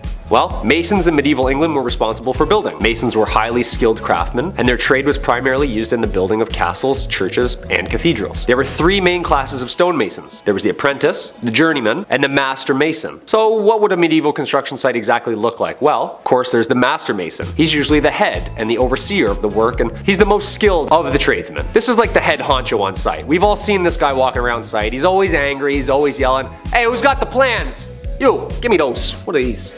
Backwards, you idiot. I'm gonna put the window down there." So how did they exactly chisel out all of these castles from one giant rock? Well, they didn't. The stone had to be quarried first. From quarrymen. These were not masons. Their job was to get the stone for the masons to work on out of the ground. Local stone was used first, but occasionally stone could travel vast distances, even from other countries. So I gotta drag that boulder there all the way to Scotland? Okay. Some of the most beautiful architecture ever created can be still seen across Europe. The amount of time and skill it took for these people to have designed, constructed, and chiseled such megalithic sites still baffles me. I'd be trying to read the plan still. Oh, that's north. I got it. We're good. Number 7. Inns and taverns. When we think of a medieval tavern or an inn, it's important to note the difference. Yes, there's drinking in both, and yes, both of them don't smell so great. But inns, their sole purpose was to house travelers comfortably, whereas a tavern, not so much housing. More rough housing, if anything, if you catch my drift.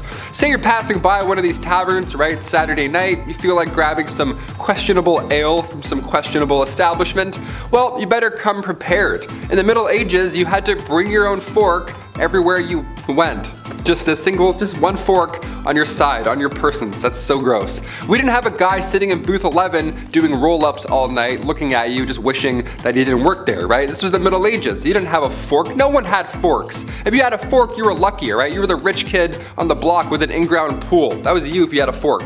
Steak knives also were only reserved for carvers, so until the 17th century, you were just poking around your meal until you had a bite-sized amount, and then you would choke on it because it's horrible. It's all chewy and horrible. In our number 6 spot today, we have the filth. If you lived in a city during this time in history, it would have been an absolutely filthy place to be. I mean, human and rats lived in harmony. Not harmony, re the plague, but things were so dirty rats were everywhere. Want to go swimming in the nice stream nearby? Well, good luck, because not only is that body of water used for dumping sewage, but it's also for the village's water supply to both drink and bathe in. Disease was plentiful, obviously, and it spread exceptionally quickly. Spreading disease was even easier considering how all of the homes were packed full of people and no one really knew anything about hygiene and the benefits yet, health and otherwise. If you were to go out in the evening, especially at past curfew, it was also an insanely huge risk. Going out ran you the risk of getting killed or robbed with no police on the streets to help protect you at all. While city living provided a bit of safety in numbers situation compared to the countryside and also provided more opportunities to make money, it was still quite a risky place to live during the Dark Ages. Number 5. Teeth worms. Awesome. You have any cavities? Now you're going to be looking this whole video. Dentists weren't common back in the Dark Ages, but they did have a barber. So I guess we're good for a few hundred years. This guy did it all. Cavities, toothaches, teeth worms, gross, you name it, he'll pull it out violently. Barbers were responsible for cutting hair, pulling teeth, bloodletting, your classic 3-in-1 appointment right there, really all in 10 minutes or less. Instead of brushing with tooth tunes, back then you would rub your teeth and gums with a rough linen. Yeah, just grab an old shirt. It's an old dirty shirt we're gonna brush up for school. Like you're playing a harmonica, only dirty shirt. A few recipes have been discovered since for pastes and powders to freshen their breath back then, you know. Otherwise, you were pretty screwed. You had nothing. We went from powdered charcoal to charcoal toothpaste all over again. What a weird loop we did. Mouthwashes were also made from herbs and spices steeped in wine or vinegar, so fresh breath guaranteed, no doubt about it. In our number 4 spot today, we have the stripes ban.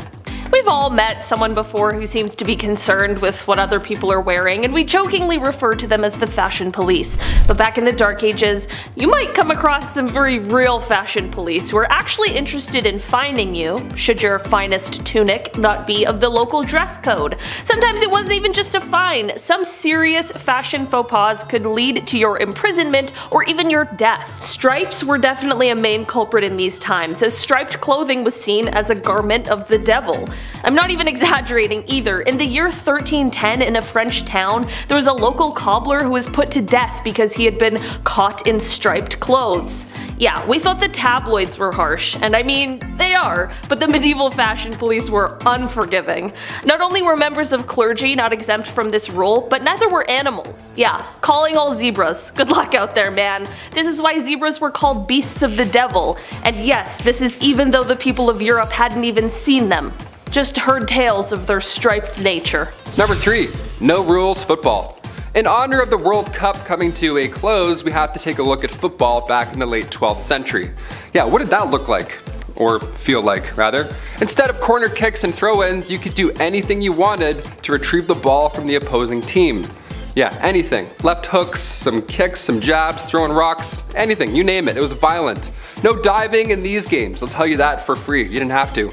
There was also no time limit. There was also no limit to how many players could be involved. So choose your team wisely. Pick the biggest guy, pretty much. It's town versus town a lot of the time. There's a lot of emotions out there settled on the field. And in the middle of it somewhere, there would be a soccer ball rolling around. I would call this a sport. Now finally, come 1314, King Edward II banned the game. And yeah, more than fair. All us civilians and citizens are dying. He's like, yeah, maybe not. Maybe it's not wise. I don't know. In our number 2 spot today, we have fast medieval marriage.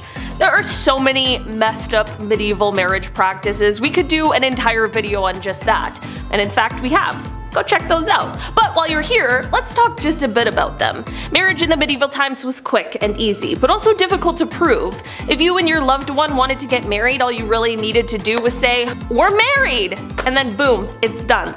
Of course, this led to a whole pile of those spur-of-the-moment type marriages, especially considering how sex before marriage was widely condemned in these times. You know, people are like, we're married now, let's do it. Well, I'm pretty sure many people who were divorced would have preferred if their marriages were this easy. This led to people, of course, taking advantage of this difficult to prove thing. Most especially women would often fall victim to a man who might want to take you as his wife for the night. But then the following day, after getting what he wants, he denied ever agreeing to the union of the two, if you're catching my drift. This is why many women tried to get at least one witness to union, just in case. And finally, number 1. Pointed shoes. This one's so fun. Whenever I see anything that's related to the medieval times, I always admire the attire, right? Especially the shoes. I hate buying shoes today so much. Now they're so specific. You got walking, running, trail shoes. They're always so expensive. Nobody does it like the medieval times anymore. Specifically, krakows. Krakows were awesome. They were the style of shoe commonly worn in the 15th century Europe that looked really ridiculous. They had the long, huge long nose that went up really high. They're so silly looking, maybe that's why I love them. These long-toed shoes first appeared in the 12th century, but the krakow, the thing is, these things were twice as long as your foot, and that was considered fancy back then. These meant business, so you better watch those ankles, Beth, alright? We're going into some meetings fast. They were named after the city that they were made in. Krakows were worn by everybody at one point, but as cheeky as it sounds, the longer the shoe, the more valuable you were. There we go. So it turned into a joke eventually, right? These things got way too long and it looked ridiculous. You ever walk around in flippers beside the pool where you do that big silly walk? That's the walk that everybody was doing in town, right? It was out of hand. They would be stuffed with horsehair or moss. Yeah, which is just as comfortable as Dr. Scholl's. Imagine stepping around in moss all day. Yuck. Also, sometimes a string would be needed to be tied from the tip of the shoe to your knee just to keep these damn things afloat. So everybody at one point in time in the medieval times looked like a Muppet tied to strings. How amazing is that? Do you own any krakows? If so, how do we get our hands on a pair? I'm a size 11.5 krakow. Let's make it happen. Maybe if we all pitch in as a community, I don't know, we can all be wearing krakows tomorrow. On number 10, roast hedgehog. Hedgehogs, am I right? They're cute little spiky balls of fun and they make pretty good pets too. They're so cute that you would never want anything bad to happen to them, right? Well, if you lived in the medieval ages, you might beg to differ, because while today we see hedgehogs as these lovable little creatures, back then they were nothing but something to feed your family for dinner. Sorry to anyone who owns a hedgehog. Yeah, hedgehogs were a delicacy back then, and there's even a record of a common recipe for them. In the olden days, when someone was looking to cook up a hedgehog for dinner, you would first have to unalive it and then gut it, tie it up, and wrap it in pastry. Apparently, if your hedgehog wouldn't unroll after it was taken out, so to speak, you would just have to simply boil it in water and continue the preparation process. Apparently, back then it was believed that eating hedgehogs helped with medical conditions like throat inflammation and leprosy. Not really sure how effective that was, but it was still a thing. At number 9, porpoise pottage. During Lent, people weren't allowed to eat meat. Normally, people would substitute fish into their diet during this time, but if you were one of the wealthy, then you could treat yourself to something a little more extravagant than just plain old fish. For those who could afford it, they would sit down to a seafood feast, and they really ate anything that came out of the sea. We're talking fish, lobster, crabs, eels, and dolphins. Yeah, they thought that dolphins were fish and so safe to eat during Lent. In a recipe book from 1399 written by King Richard II's cooks, there was a recipe for porpoise fermentry, which was basically a sweet and spicy wheat porridge with dolphin on top. It consisted of almond milk and saffron and just sounds absolutely vile.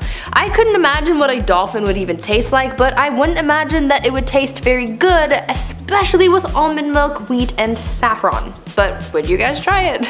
Now, before I carry on telling you guys about the weird things that people ate in medieval times, I would first like to take a moment to ask you guys to leave a like on this video if you're enjoying it so far, and maybe even consider subscribing to the channel to see more videos like this one. At number 8, garbage.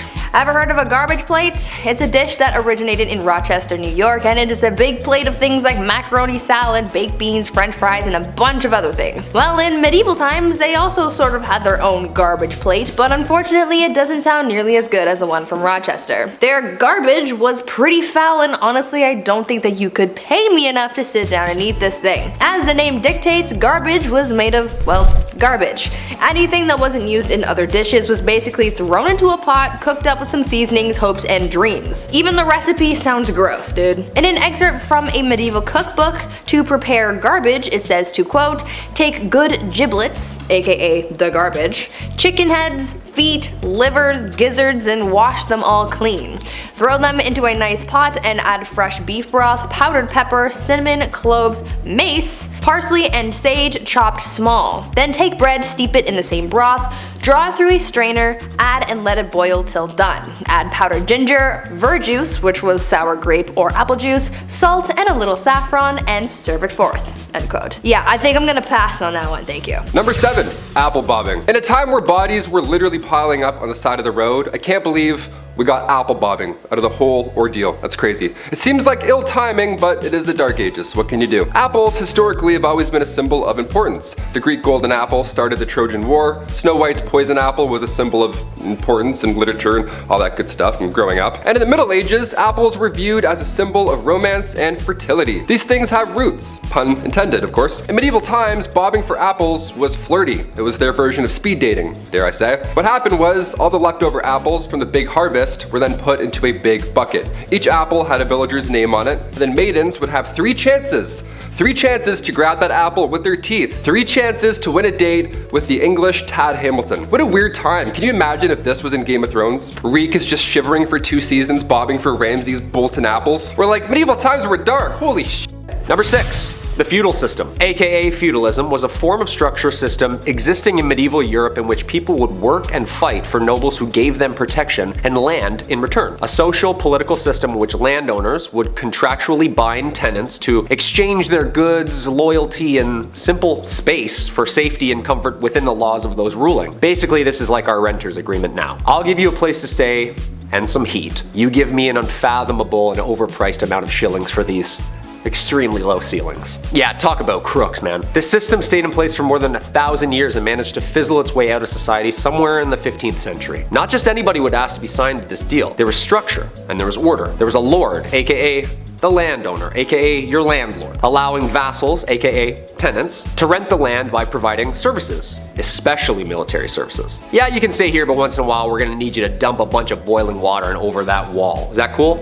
Yeah, you're fine with that. The plot of land, called a fief, was typically worked on by serfs, who were laborers who had very few rights and were bound to the land itself. These were the lowest class of people, and they basically did any and all to stay safe on the lord's land. Jobs would include farming, jobs would include cleaning, and was a minimum of 3 days' work to maintain in good standing and remain stationary. Sure, there was no dental or mental health days, but come on, a 3-day work week? Plant a couple carrots here and there?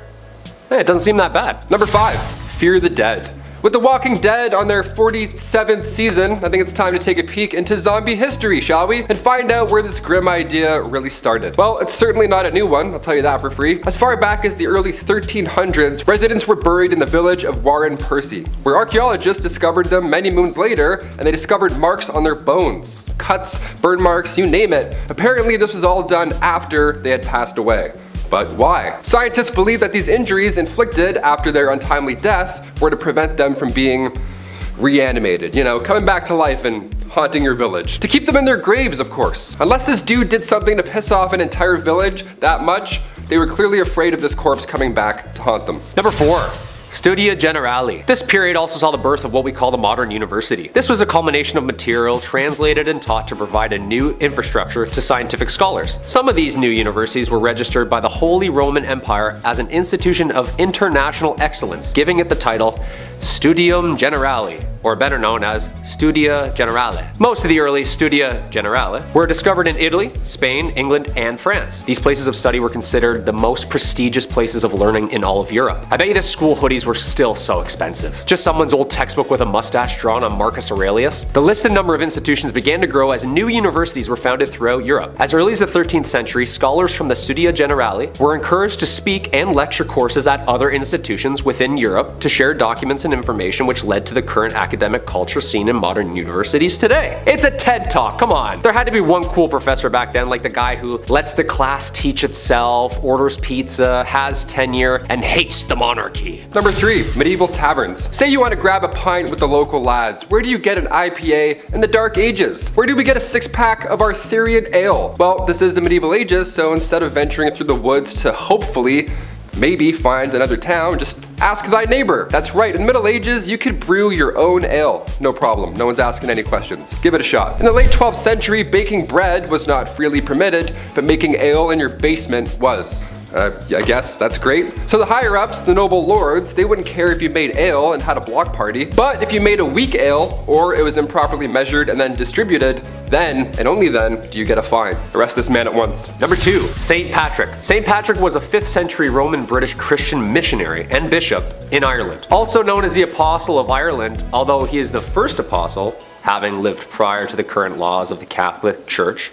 He is considered a saint in the Catholic Church and is regarded as the enlightener of Ireland. The dates of Patrick's life are not certain, but there is a consensus that he was active in Ireland during the 5th century, making his rounds as a missionary, speaking the good word of God. But let's get into what everyone talks about with this guy. The good stuff, like slamming a green Guinness or getting all the snakes out of Ireland. I mean, I love the structure and the faith and stuff, but also chasing every snake out of an entire country with a walking stick? Shoo! Shoo, you fool, you bleeding bleeder, go! Go! Do you know how big Ireland is? St. Patrick's Day is on March 17th, the supposed date of his death in 461 AD. It is enjoyed inside and outside Ireland as a religious and cultural holiday and remains a celebration of Ireland itself. And finally, number 1, dancing plague. A medieval plague, but make it groovy. Yeah, let's start dancing. That's right, the dancing plague. This was a real danger back in 1518. I'll try not to laugh, but I'll try. This was perhaps one of the weirdest events in history. Fra Trofea was the first victim of said plague. She was moving her body around frantically, so much so that it resembled a dance or something, in the middle of the Holy Roman Empire. And as if that wasn't weird already, dozens of others began to join. And then more,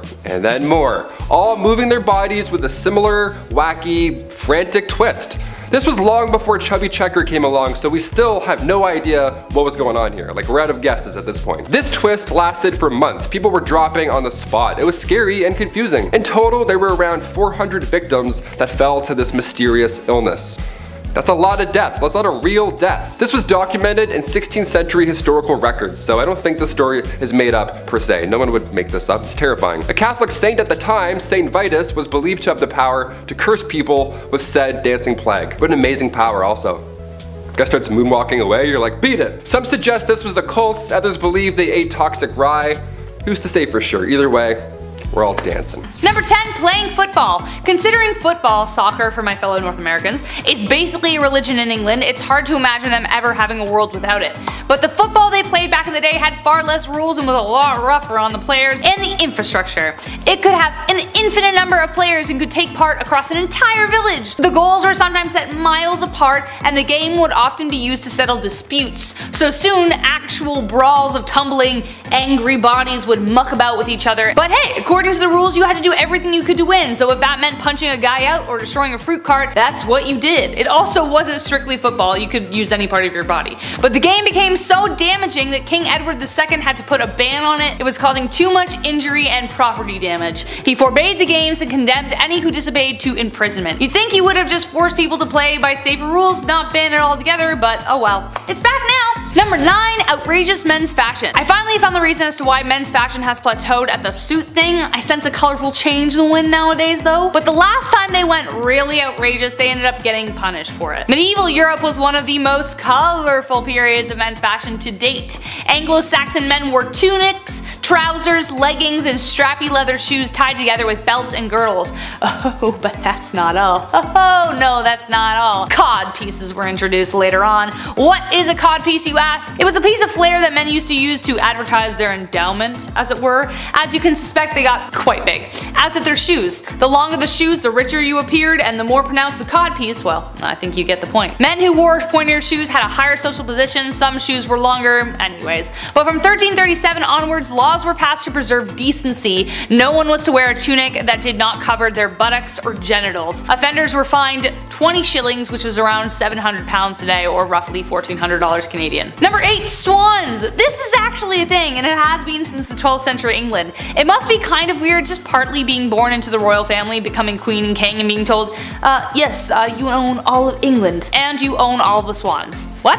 Yes, you have to attend the swan upping. What the heck is that? Well, since the 12th century, the English crown has owned all wild, mute swans in open water. Over time, they allowed other select individuals to have some swans. These privileged individuals had to mark their bird to distinguish them from royalty, a tradition which continues today. The Queen only exercises the right over wild, unmarked swans near the Thames. The royal swan upping is when all of the swans on the River Thames are counted, checked for their marks, and then released. The royal swan marker is currently David Parker, and apparently it's one of the Queen's favorite things to do. That's adorable. Number 7, the Battle of Bannockburn. This infamous battle between Scotland and England was one of the most important battles of the Middle Ages. The end of the bloody war for independence. Basically, Scotland was like, yeah, we're gonna go over here and roll our R's. The gruesome wooden wars were caused by the English invading Scotland in 1296. A leader slowly rising the ranks, William Wallace, the guardian of the King of Scotland himself, holds off the English forces and is knighted a hero to Scotland. Unfortunately, like every hero back then, he was also hated. He was captured, hanged, drawn, and quartered. Like, why do you have to do all that after he dies? Like, he's dead. Not fun. The battles between Scotland and England ended in 1314 with Robert the Bruce securing Scotland's independence, adding like 45 more dialects to the UK. Freedom! Number 6, the Black Death. Ooh, talk about a curveball. The year's 1348. People are saying things like, don't let the bed bugs bite. Clearly not a very clean and safe time. The Black Death, aka pestilence, aka the Great Mortality, or simply known as the Plague. Single-handedly the worst pandemic ever recorded in history, wiping out somewhere between 70 to 200 million people. Ooh, now I get where bless you comes from. Someone sneezed back then and everyone's dead at 14. This is where we see those doctors in the terrifying bird outfits with the long noses stuffed with garlic and herbs. Excuse me? Yeah, he's not wearing a mask. I'm just trying to watch a cat publicly get skinned. Yeah, 6 feet please. Some doctors prescribed urinating on a person so that the bad smell would drive out the infection. Can you imagine? Just a doctor writing you up a script and go ahead and pee on yourself about 4 to 5 times a day. Take with food.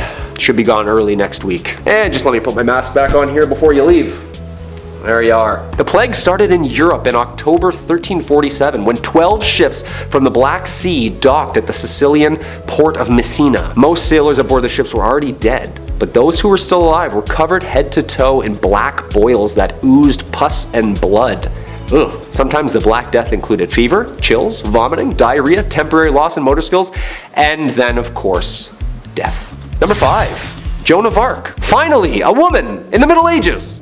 Who'da thunk? Joan of Arc was considered and still is revered the heroine of France for her role in the Siege of Orleans during France's 100-year war with England. Joan of Arc, a peasant with faith on her side, had believed that God had chosen her to lead France in victory against England and had spoken to her since she was young. At only age 17, she had stolen men's armors, a white horse, and like a Valkyrie riding into battle, she had convinced an entire army that she was appointed by God to win. And then did! That's the most badass thing I've ever heard in my entire life. After such a miraculous victory, her reputation spread among France, and upon her capture and death at 19, the Maid of Orleans herself would forever live on as one of the greatest saints and symbols of the country of France. Number 4.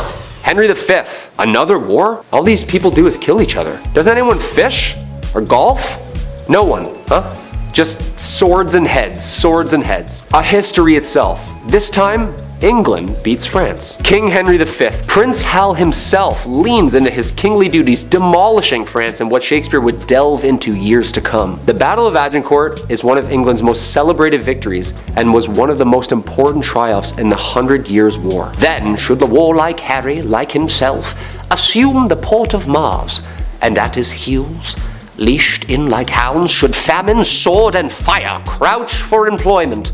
Henry V, prologue. Good stuff. How come these guys didn't just like rap battle or play soccer or something? Like an arrow right through the chest is way worse than a red card, just saying. Hey, speaking of soccer. Number 3, mob football. I'm not talking about the mafia. Put 1,000 on Brady, would you? I'm talking about mob football, also known as folk football. It's just like our modern day soccer. Town versus town.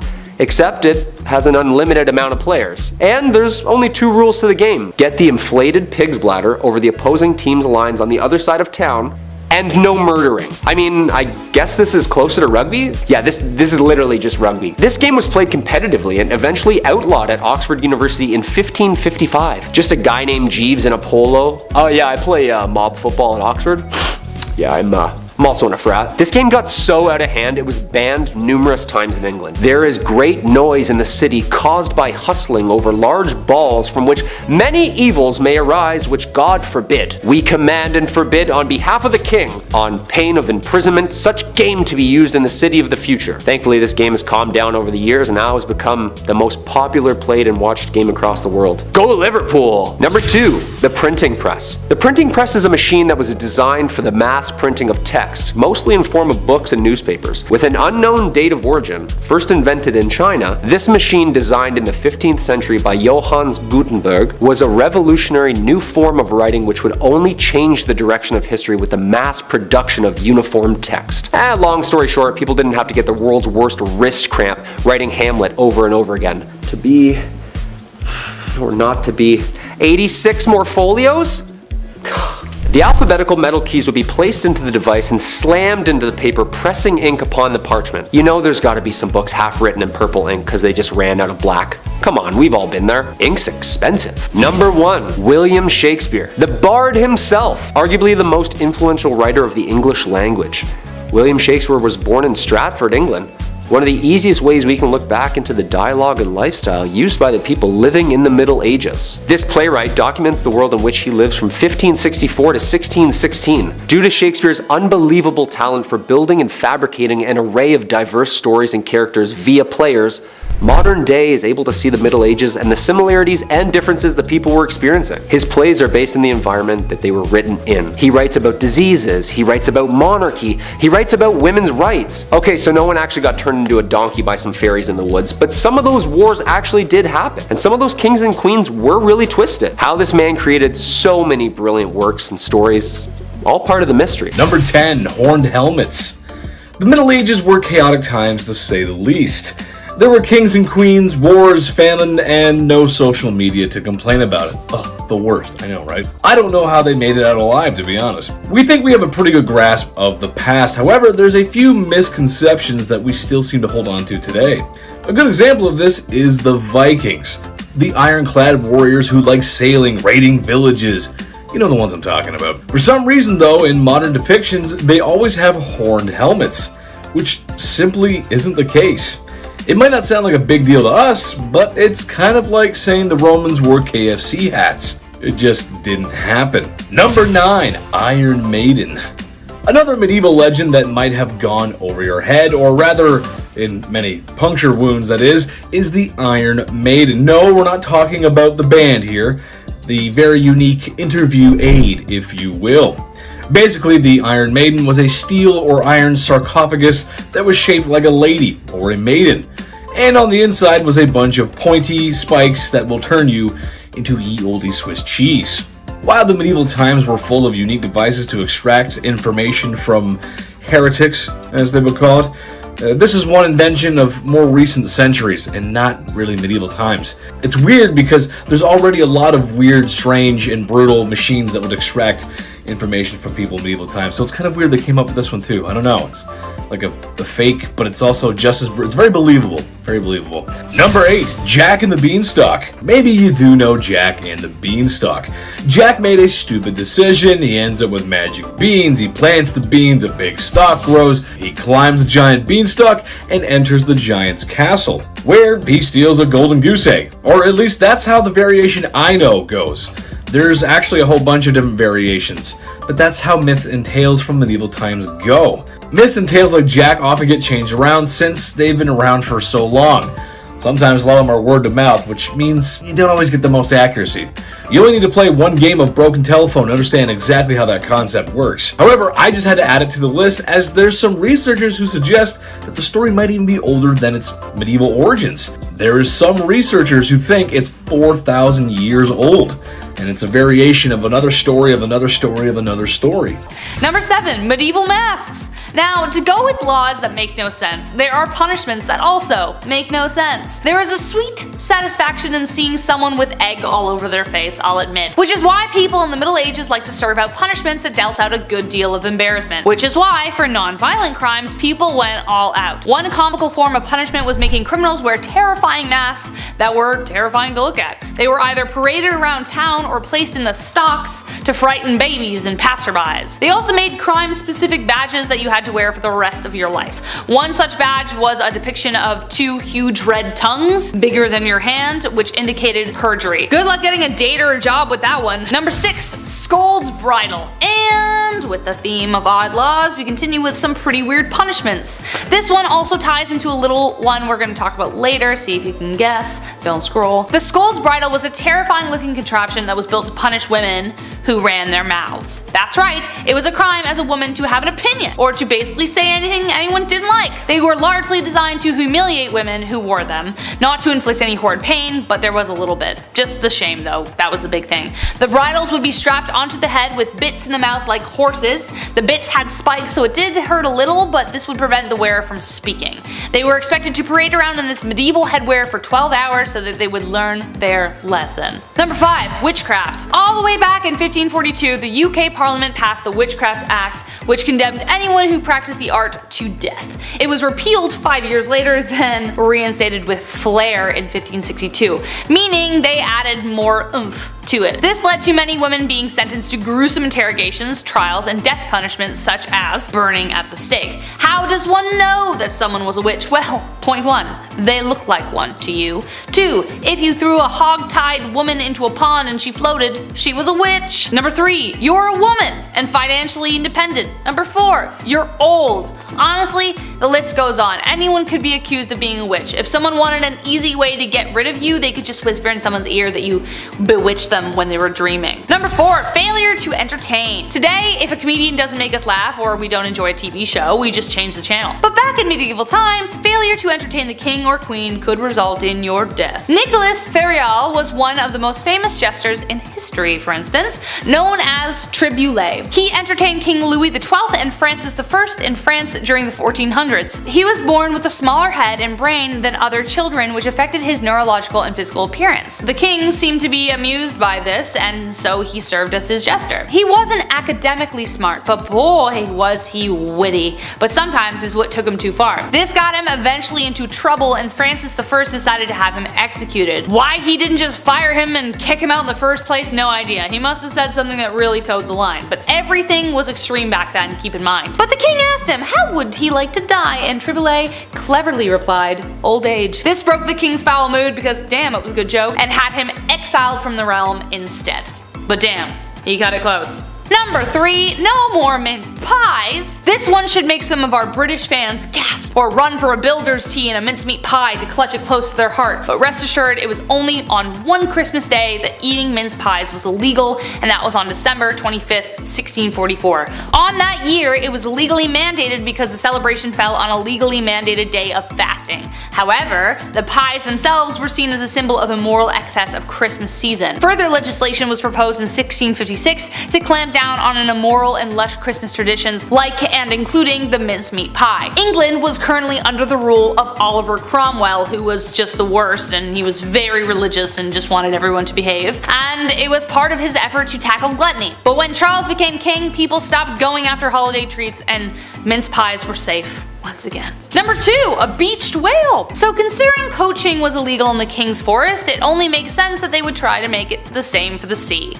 Back then, they really ate everything they could get their hands on, from lamprey to goose to porpoise and now whale. Whales were seen as a royal fish, and if one washed up on shore, they automatically became the property of the royals in charge. The law was passed by Edward II in 1324 because he just loved whales. He decreed that all whales, sturgeons, dolphins, and porpoises caught within 5K of shore were considered royal fish. Their meat and oil fetched a lot of money at the markets, and the rich liked to covet it for their own, so it was for selfish reasons that he made this rule. But funny enough, the law has never been repealed, and you need to ask Queen Liz for permission to sell it, though I doubt she'd say no. Number 1, animal trials. So it turns out that not only were humans punished if they did something illegal, it was also animals as well. In medieval times, apparently it was a regular thing to put animals on the stand. Everything from hogs, beetles, rats, mice, cockerels, you name it.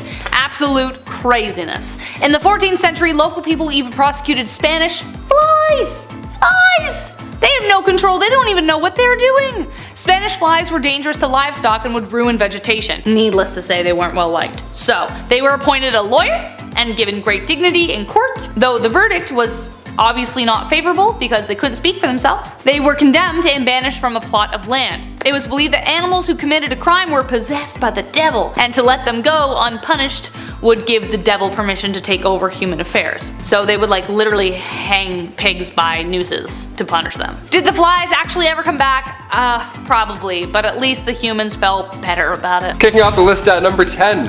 Boiling. Whenever I get in a bath that's too hot, I think of the medieval times. I can't help it. I can't believe this was once a real thing. I get chills thinking about it. Either water or oil would be used for this ancient punishment. To die by being boiled, that was reserved for those who poisoned others. So if you have any vials of poison, toss it. Don't do it, man. Trust me. In 1531, the time King Henry VIII was running the show, they made boiling a capital punishment. So poisoning somebody back then was equal to treason. Therefore, it was agreed you should be boiled slowly in front of like a room full of people.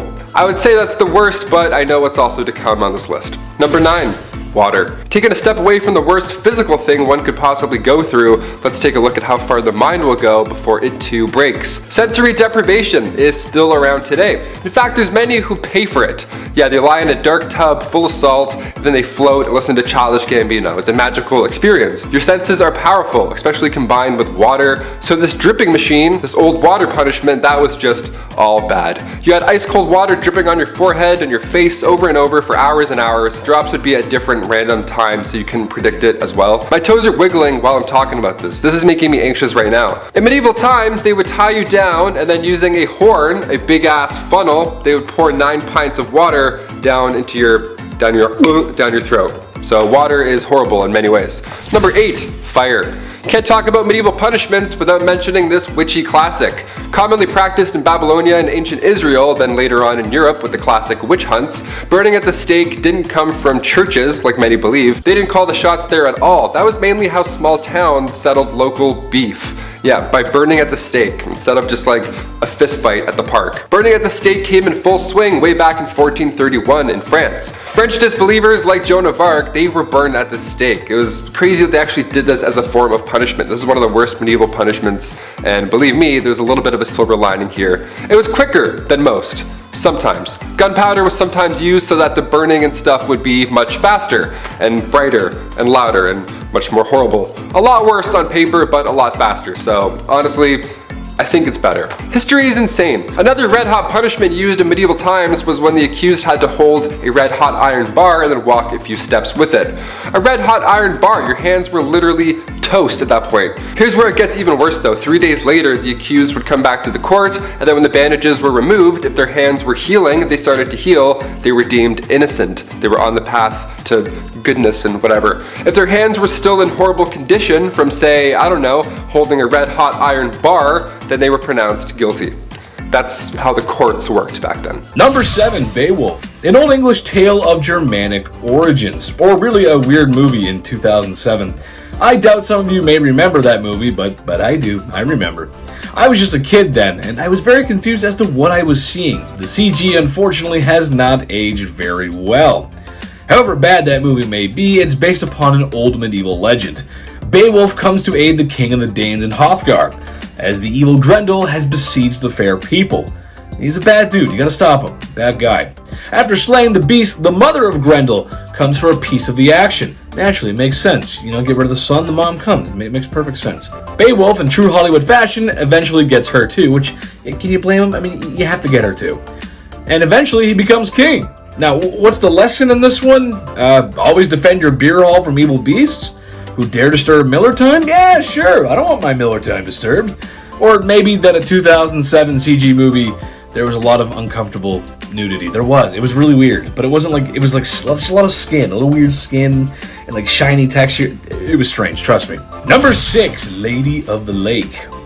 Have you ever been given that one thing? You know what I'm talking about, that one thing that you really, really wanted. For some, maybe it was a bicycle. Others, it could have been a promotion at work. For me and the boys at 3 a.m., it was beans. Anyway, just kidding. That's a joke for the internet. They'll like that one. Beans. Oh, coughing. Well, when you were given this thing that you really wanted, did a mysterious woman submerge from the water and rise from its depths and then hand it to you? Probably not, because if that happened, you should be locked up. That's like an insane asylum level, like hallucination. Anyway.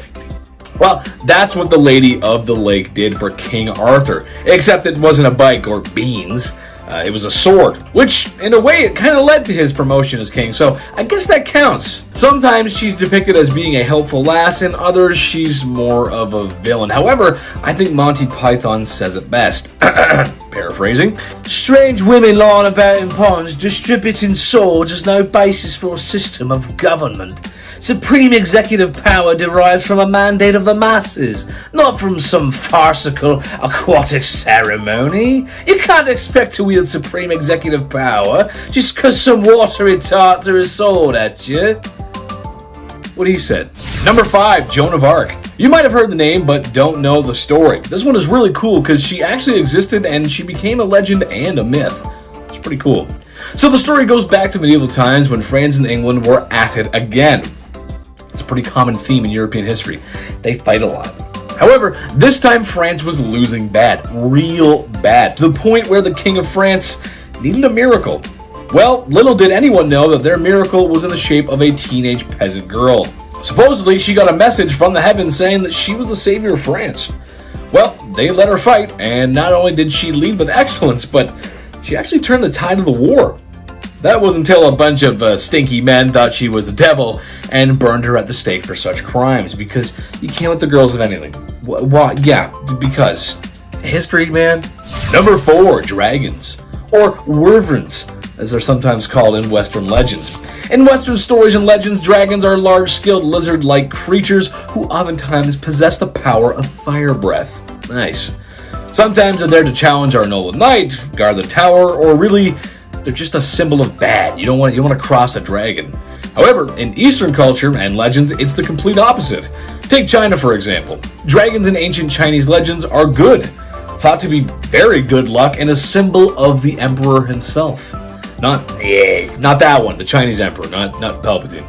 As much as I like our dragons, I'd much prefer to meet a friendlier one, especially at a Chinese buffet. Haven't been to one of those in a while since you know what happened. I miss that, man. I miss the buffets. Number 3, Monkey King. Probably the most famous legend out of medieval China. My first knowledge of the story came from Adam, actually. He was showing me a video game that was in production based upon this legend. It's pretty cool. Anyway, the story goes that this monkey was born of stone, and he gained supernatural powers, and he was imprisoned by Buddha for 500 years. His mission was to travel west to where the Buddhists were there living their life as Buddhists do, and he was going for some sweet, sweet revenge. He possesses super strength, and he's a masterful warrior. You can see images of the Monkey King and his likefulness at festivals wherever his strength is needed. Number 2, Nian, New Year's Eve. For some, it's an exciting night. Personally, I prefer Christmas, but I also like New Year's. I, for one, enjoy a few glasses of cheap champagne and the company of the ones I love the most. I'm a classic guy, what can I say? Maybe a few glasses of champagne, actually. Not just one, maybe a few. All waiting for the fireworks and loud noises to shout Happy New Year, and then back to the champagne. Well, ancient China tells a legend of the monster Nian who would scare villagers and force them into their homes. That's when an older gentleman in the village suggested that they should use fireworks and drums to scare off the monster. Hence, he would be there no longer. Well, it worked, and they were able to vanquish the scary beast in all that noise and loud confusion. It's why New Year's and fireworks are such a big deal in the land of the East. Makes a lot of sense, actually. Scare off the demons, scare off the bad energy. And number 1, this one's really weird. Number 1, Chinese zodiac.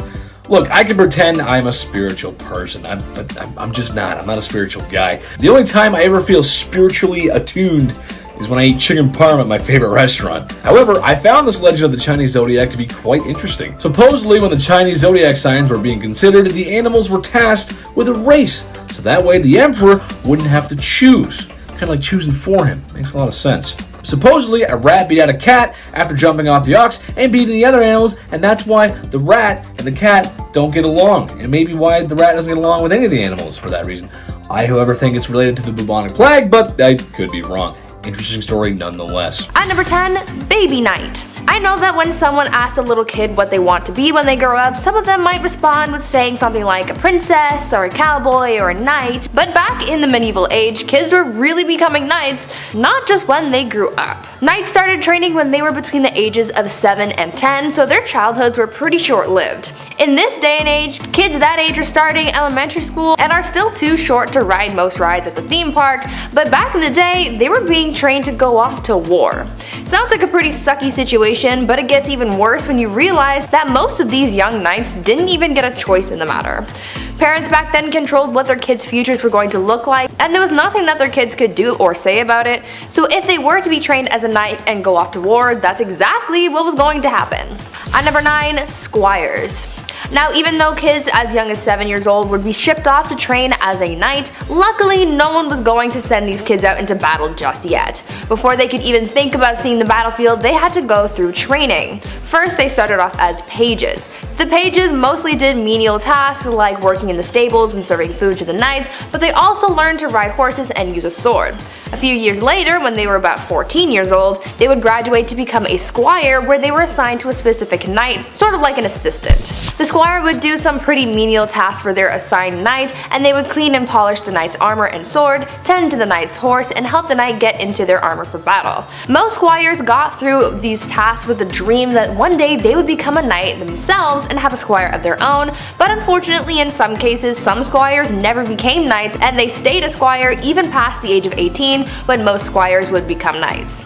Seems a little unfair to me, but I guess in that case you wouldn't be burdened with the knowledge that you could die on the battlefield, since you would never make it there. Before we continue learning about medieval knights and how messed up their lives were, why not consider leaving a like on this video if you're enjoying it so far, and maybe also consider smashing that subscribe button as well to see more videos like this one. At number 8, training. When you picture what it would look like to see squires training, what do you imagine? Do you picture kids fighting with wooden swords or practicing how to put on armor? Well, you can put that out of your mind, because that image is more sunshine and rainbows than what actually went on, because training to be a knight was a very grueling process. When a page graduated to become a squire, they then had to master the 7 points of agility. The 7 points of agility were sort of like sports that would help the squires become good knights. They had to master shooting, fencing, wrestling, riding horses, swimming and diving, climbing, long jumping, and tournament sports like jousting and dancing. Yes, that is more than 7, but let's just agree that medieval math was flawed and not think about it too hard. Other than the physical skills that they had to master, squires also had to learn how to recite poetry, hunt, play chess, and impress the ladies, because even though they were going to be slaying people on the battlefield, they still needed to be able to win a woman's heart. Unfortunately, even with all of this training, many young knights died in their first battles, but at least they tried their best, right? Number 7, the rack. On to something not so hot and fast, but rather dull and slow. The rack is surprisingly well known. It was originally introduced to the Tower of London around 1420. The Duke of Exeter referred to this device as his daughter. What a weirdo. It's like guys who call their car like she. It's like, okay, just a little bit too close to your automobile, man. Relax. It was an open bed frame type device where your ankles were tied at the bottom and your hands were tied at the top. Already we're off to a horrible start.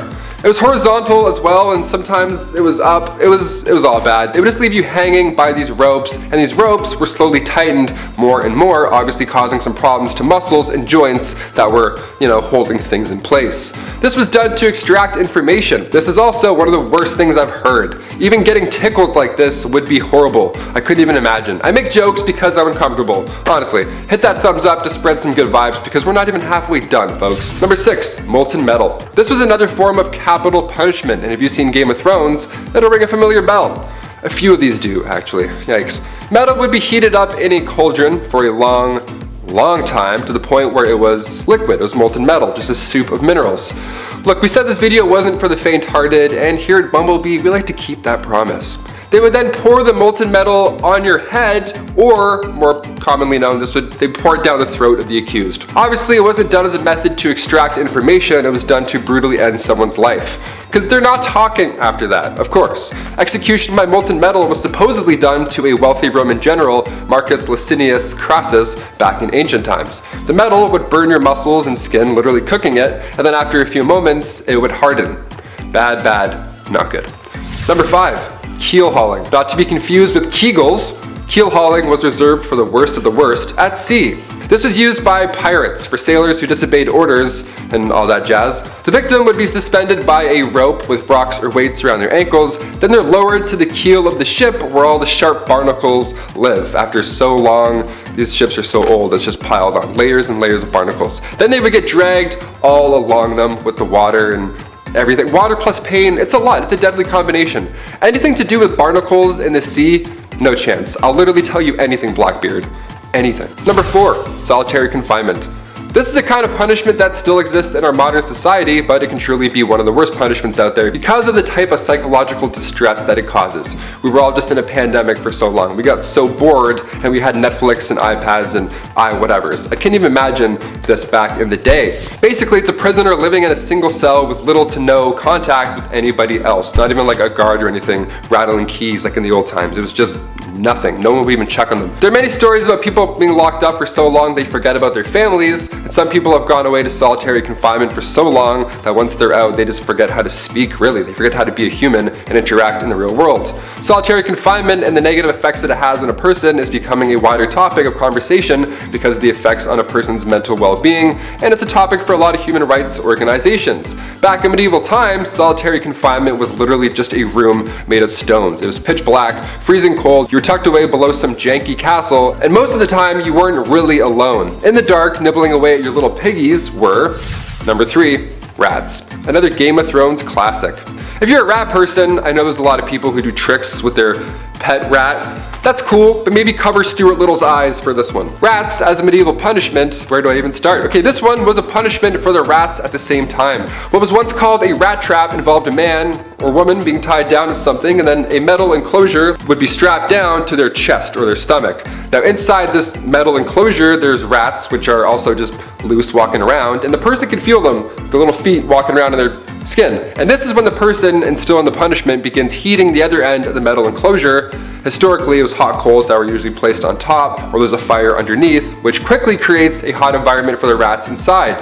From there, the rats begin frantically searching for a way out, but because it's made of metal and they can't bite through that, they find your skin, and then that they can obviously bite through. So you can paint the picture in your head. It's disgusting. Number 2, the breaking wheel. The breaking wheel is literally just a large disc, a pirate ship wheel almost, just lying there, where somebody is then tied to it, and everybody else just hammers them and beats the shit out of them over and over. But of course, since we're talking about medieval times, everything has to be a show and whatnot, so once the accused was beaten and then presumed dead, the wheel would lift up and turn just to show everybody what's up. Another way to use the breaking wheel, yep, there was more than one, again, creative folks back then, they would tie a person to the wheel and then continue to rotate it, and then all the ropes below would get tighter and tighter and twist. Kind of like the rack, but with a literal twist. And finally coming in at number 1, the brazen bull. This one takes the rat's problem and then makes it a you problem. Out of all the ones on this list, the brazen bull is the last one that I would do straight up haunting. It's also been referred to as a Sicilian bull, and basically it's not too complex. There is a bronze sculpture, often in the shape of, you guessed it, a bull. But in medieval times, it was just a big closed cauldron, and usually it was large enough to fit a person inside. Yeah, this was in a Saw movie too, I believe. That's how you know it's a good one, when it's in the movie Saw. So once the person was locked inside or it was leaned over so they couldn't get out, a fire would then be set underneath this bull, and then you can probably figure out the rest in your head. They would even engineer the bull so that when somebody screamed, it sounded like a bull's roar. How fun is that? How fun is history? I'm learning so much about history that's fun on Bumblebee. Number 10. The Doomsday Book, 1085. The Doomsday Book was created under William I, also known as William the Conqueror. Like, you're already the first, man. You don't need 2 names, come on. This guy basically drew up a book to document people's money so that he could tax them. Oh yeah, this is the very first time surveyors went town to town and recorded how much money you would owe for simply just doing you. Men would show up at your house asking how much money you made and document your spending habits. 5 shillings on groceries, huh? Okay. And 5 on that phone plan. Look, tax season's coming up, Arthur. It's not looking good, man. Talk about a bunch of crooks, huh? Imagine owing someone money for just trying to make an honest living. Yeah, thank God that didn't catch on, right guys? Oh, speaking of, I gotta phone H&R Block. Number 9, The Crusades. A 3-part miniseries spanning over 200 years. These bloody and ruthless wars were battled between Muslim and Christians for the proprietorship over sacred sites and the land in the East Mediterranean. A 3-part miniseries spanning over 200 years. These bloody and ruthless wars were battled between Muslim and Christians for proprietorship over sacred sites and land in the East Mediterranean. Wars that resulted in 6 million deaths. The Knights Templar, a brotherhood of highly trained soldiers horseback bashing their way through the East. These guys were the real deal, almost like the Navy SEALs of their time. We've seen these paintings. The elite fighting force with the red cross painted on their chests. I wonder if they had to do a Hell Week. These soldiers were the most trained and savage fighters in all the Christian armies. Richard I leading the 3rd and final crusade, earning him the name Richard the Lionheart. Back then the names were always something so aggressive and scary. It was never like Richard the Clownfish or Henry the Pygmy Goat. No, we need fear. Way more fear. Number 8, the Magna Carta. The year's 1215. We need some laws, people. This document was one of its kind. A document setting out the laws and limitations from the common man to King John himself. A legal system written down so that there are clear do's and don'ts. No free man shall be seized, imprisoned, dispossessed, outlawed, exiled, or ruined in any way, nor in any way proceeded against except by the lawful judgment of his peers, and the law of the land. Did you get all that? Write that down. Except women. They don't have laws. And they can't act in plays. Sometimes people needed to face the music. And even animals. Huh? That's right, animals. Being tried in a court. A lively and popular event trying any law-breaking animal from goats to pigs to even chickens. Ladies and gentlemen of the court, did you, Mr. Feathersworth, peck the floor, yes or no? Objection, Your Honor, leading the witness. My brain can't fathom this, guys. At number 7, too much poop. Here's a real downside to being a knight in the medieval era. While we've been taught that knights were these amazing, brave, chivalrous men that would rescue a princess and live happily ever after, the reality is that they were actually a bunch of dudes on a muddy battlefield with poor hygiene that were literally pooping themselves to death. Many knights who embarked on crusades had a lot of parasites and diseases, and one illness that proved most problematic was dysentery. Dysentery is an illness that basically causes super poops due to a parasite. So these knights were out trying to win back the Holy Lands while their tum-tums were throwing up gang signs getting mad rumbly on the battlefield. It is believed that these knights contracted dysentery through drinking tainted water, and because medicine was basically a myth at this point, once you contracted dysentery, you could basically kiss your life goodbye and your stomach contents goodbye. The most famous case of death by butt explosion was from the 7th Crusade, where Louis IX had contracted dysentery and had his pants cut because he was tired of having to pull them down every time he felt a rumbly in his tumbly. This all sounds like such a horrible way to go and a serious downside to being a knight. At number 6, armor. We all have a pretty good idea of what knights looked like, right? The shiny metal armor, the chainmail and helmet. Well, as cool as they may have looked, the armor that knights wore was actually pretty impractical when it came to agility because there was just no way you could move very easily when wearing it. These knights had to carry around a lot of weight. Hollywood made us believe that swords that knights used were incredibly heavy, but in reality they only weighed about 3 to 5 pounds. Yeah, they were pretty hefty, but nowhere near the kind of weight that knights were carrying on their bodies because of their armor. The average medieval suit of armor weighed between 45 and 55 pounds, and just the helmet alone weighed 4 to 8 pounds. Knights on the battlefield had to worry about fighting, staying alive, and carrying an extra 45 pounds on them, but knights who jousted had it even worse because their armor was known to weigh twice as much as battle armor. These knights had to be very strong in order to carry that around, otherwise they would have collapsed under the weight of their gear when they got too tired to keep going. And number 5, always in danger. When knights weren't out in some kind of battlefield, they didn't just get to sit around doing nothing waiting for the next battle. They were still knights and people loved them, so they had to entertain people through tournaments. This wasn't your average tournament like when you went to medieval times as a kid, because this was way bloodier and safety was not really much of a priority. It wasn't as dangerous as going off to battle, but there was still a risk that knights had to take, and sometimes it ended fatally. Tournaments would normally involve 2 different events, melee and jousting. We all know what jousting is though, right? It's where 2 knights on horseback charge at each other with lances trying to knock their opponent off their horse. This sport injured and even killed people in the past. In 1559, the King of France, Henry II, was killed during a jousting tournament because his opponent's lance broke apart and sent splinters into his eyes and brain. These tournaments were meant for fun and games and entertainment, but they often ended in bloodshed in some way, so these knights always had to risk their lives even when they weren't in an active fight. And number 4, fired. As with any kind of job, medieval knights could get fired. These days, if you get fired, you just have to find another job to fall back on, but for knights, they had it much, much worse. Knights served their kings, and so if they did anything that went against their monarch, or if they did something that the king didn't like, they could essentially be fired from being a knight, since the king is the one who made them one in the first place. What the king giveth, he could taketh away, pretty much. When a knight was fired, the king would start by hacking off the knight's spurs, then they would break their sword, then they would burn the knight's coat of arms, and hang their shield upside down for the entire kingdom to see, because these people really liked public humiliation. And if you thought that was enough, just you wait, because on top of the spurs and the sword and the shield, they would also execute the knight for good measure, so really, you never ever want to get fired back then, because it would really end badly for you. And number 3, burial. For medieval knights, dying was just part of the job.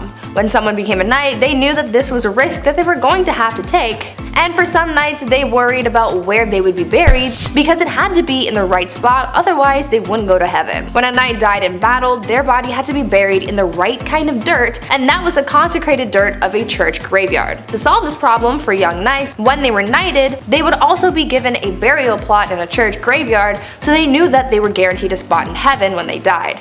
This, however, created a bit of a loophole for anyone wanting to get a one-way ticket to heaven, because even older knights who enlisted later in life would be able to get buried beneath a stone effigy in a church and be able to go to heaven even if they really never did all that churchy stuff beforehand. At number 2, yummy people. As you could probably imagine, for medieval knights, desperate times called for desperate measures. Oftentimes during battles, supplies would run out and knights would be left dealing with starvation on top of everything else that they were going through.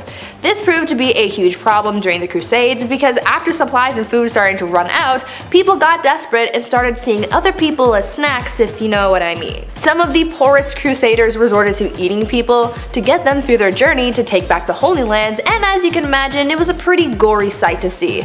Knights back then recalled seeing enemy forces on spits and dismembered people just laying around in plain view. It was rough being a knight back then, and the amount of shortcuts and strategies people came up with just to survive got real dark real fast. And finally, at number 1, dehydration. On top of not having enough to eat, many knights from the Crusades also didn't have anything to drink, and many of them died of dehydration.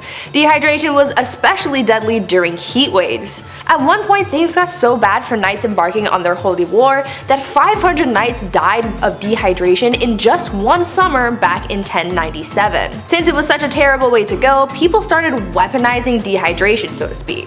This happened when the Sultan Saladin lured lured the enemy forces away from their water source and set fire to the grass around the enemy troops, causing them to overheat. Because they couldn't drink anything and because of the intense heat, the troops got too weak to fight back, and then they were defeated by Saladin. The elements were so intense that these knights really had it bad. Weaponizing dehydration, that is a super messed up thing to do, but back then, people were ruthless.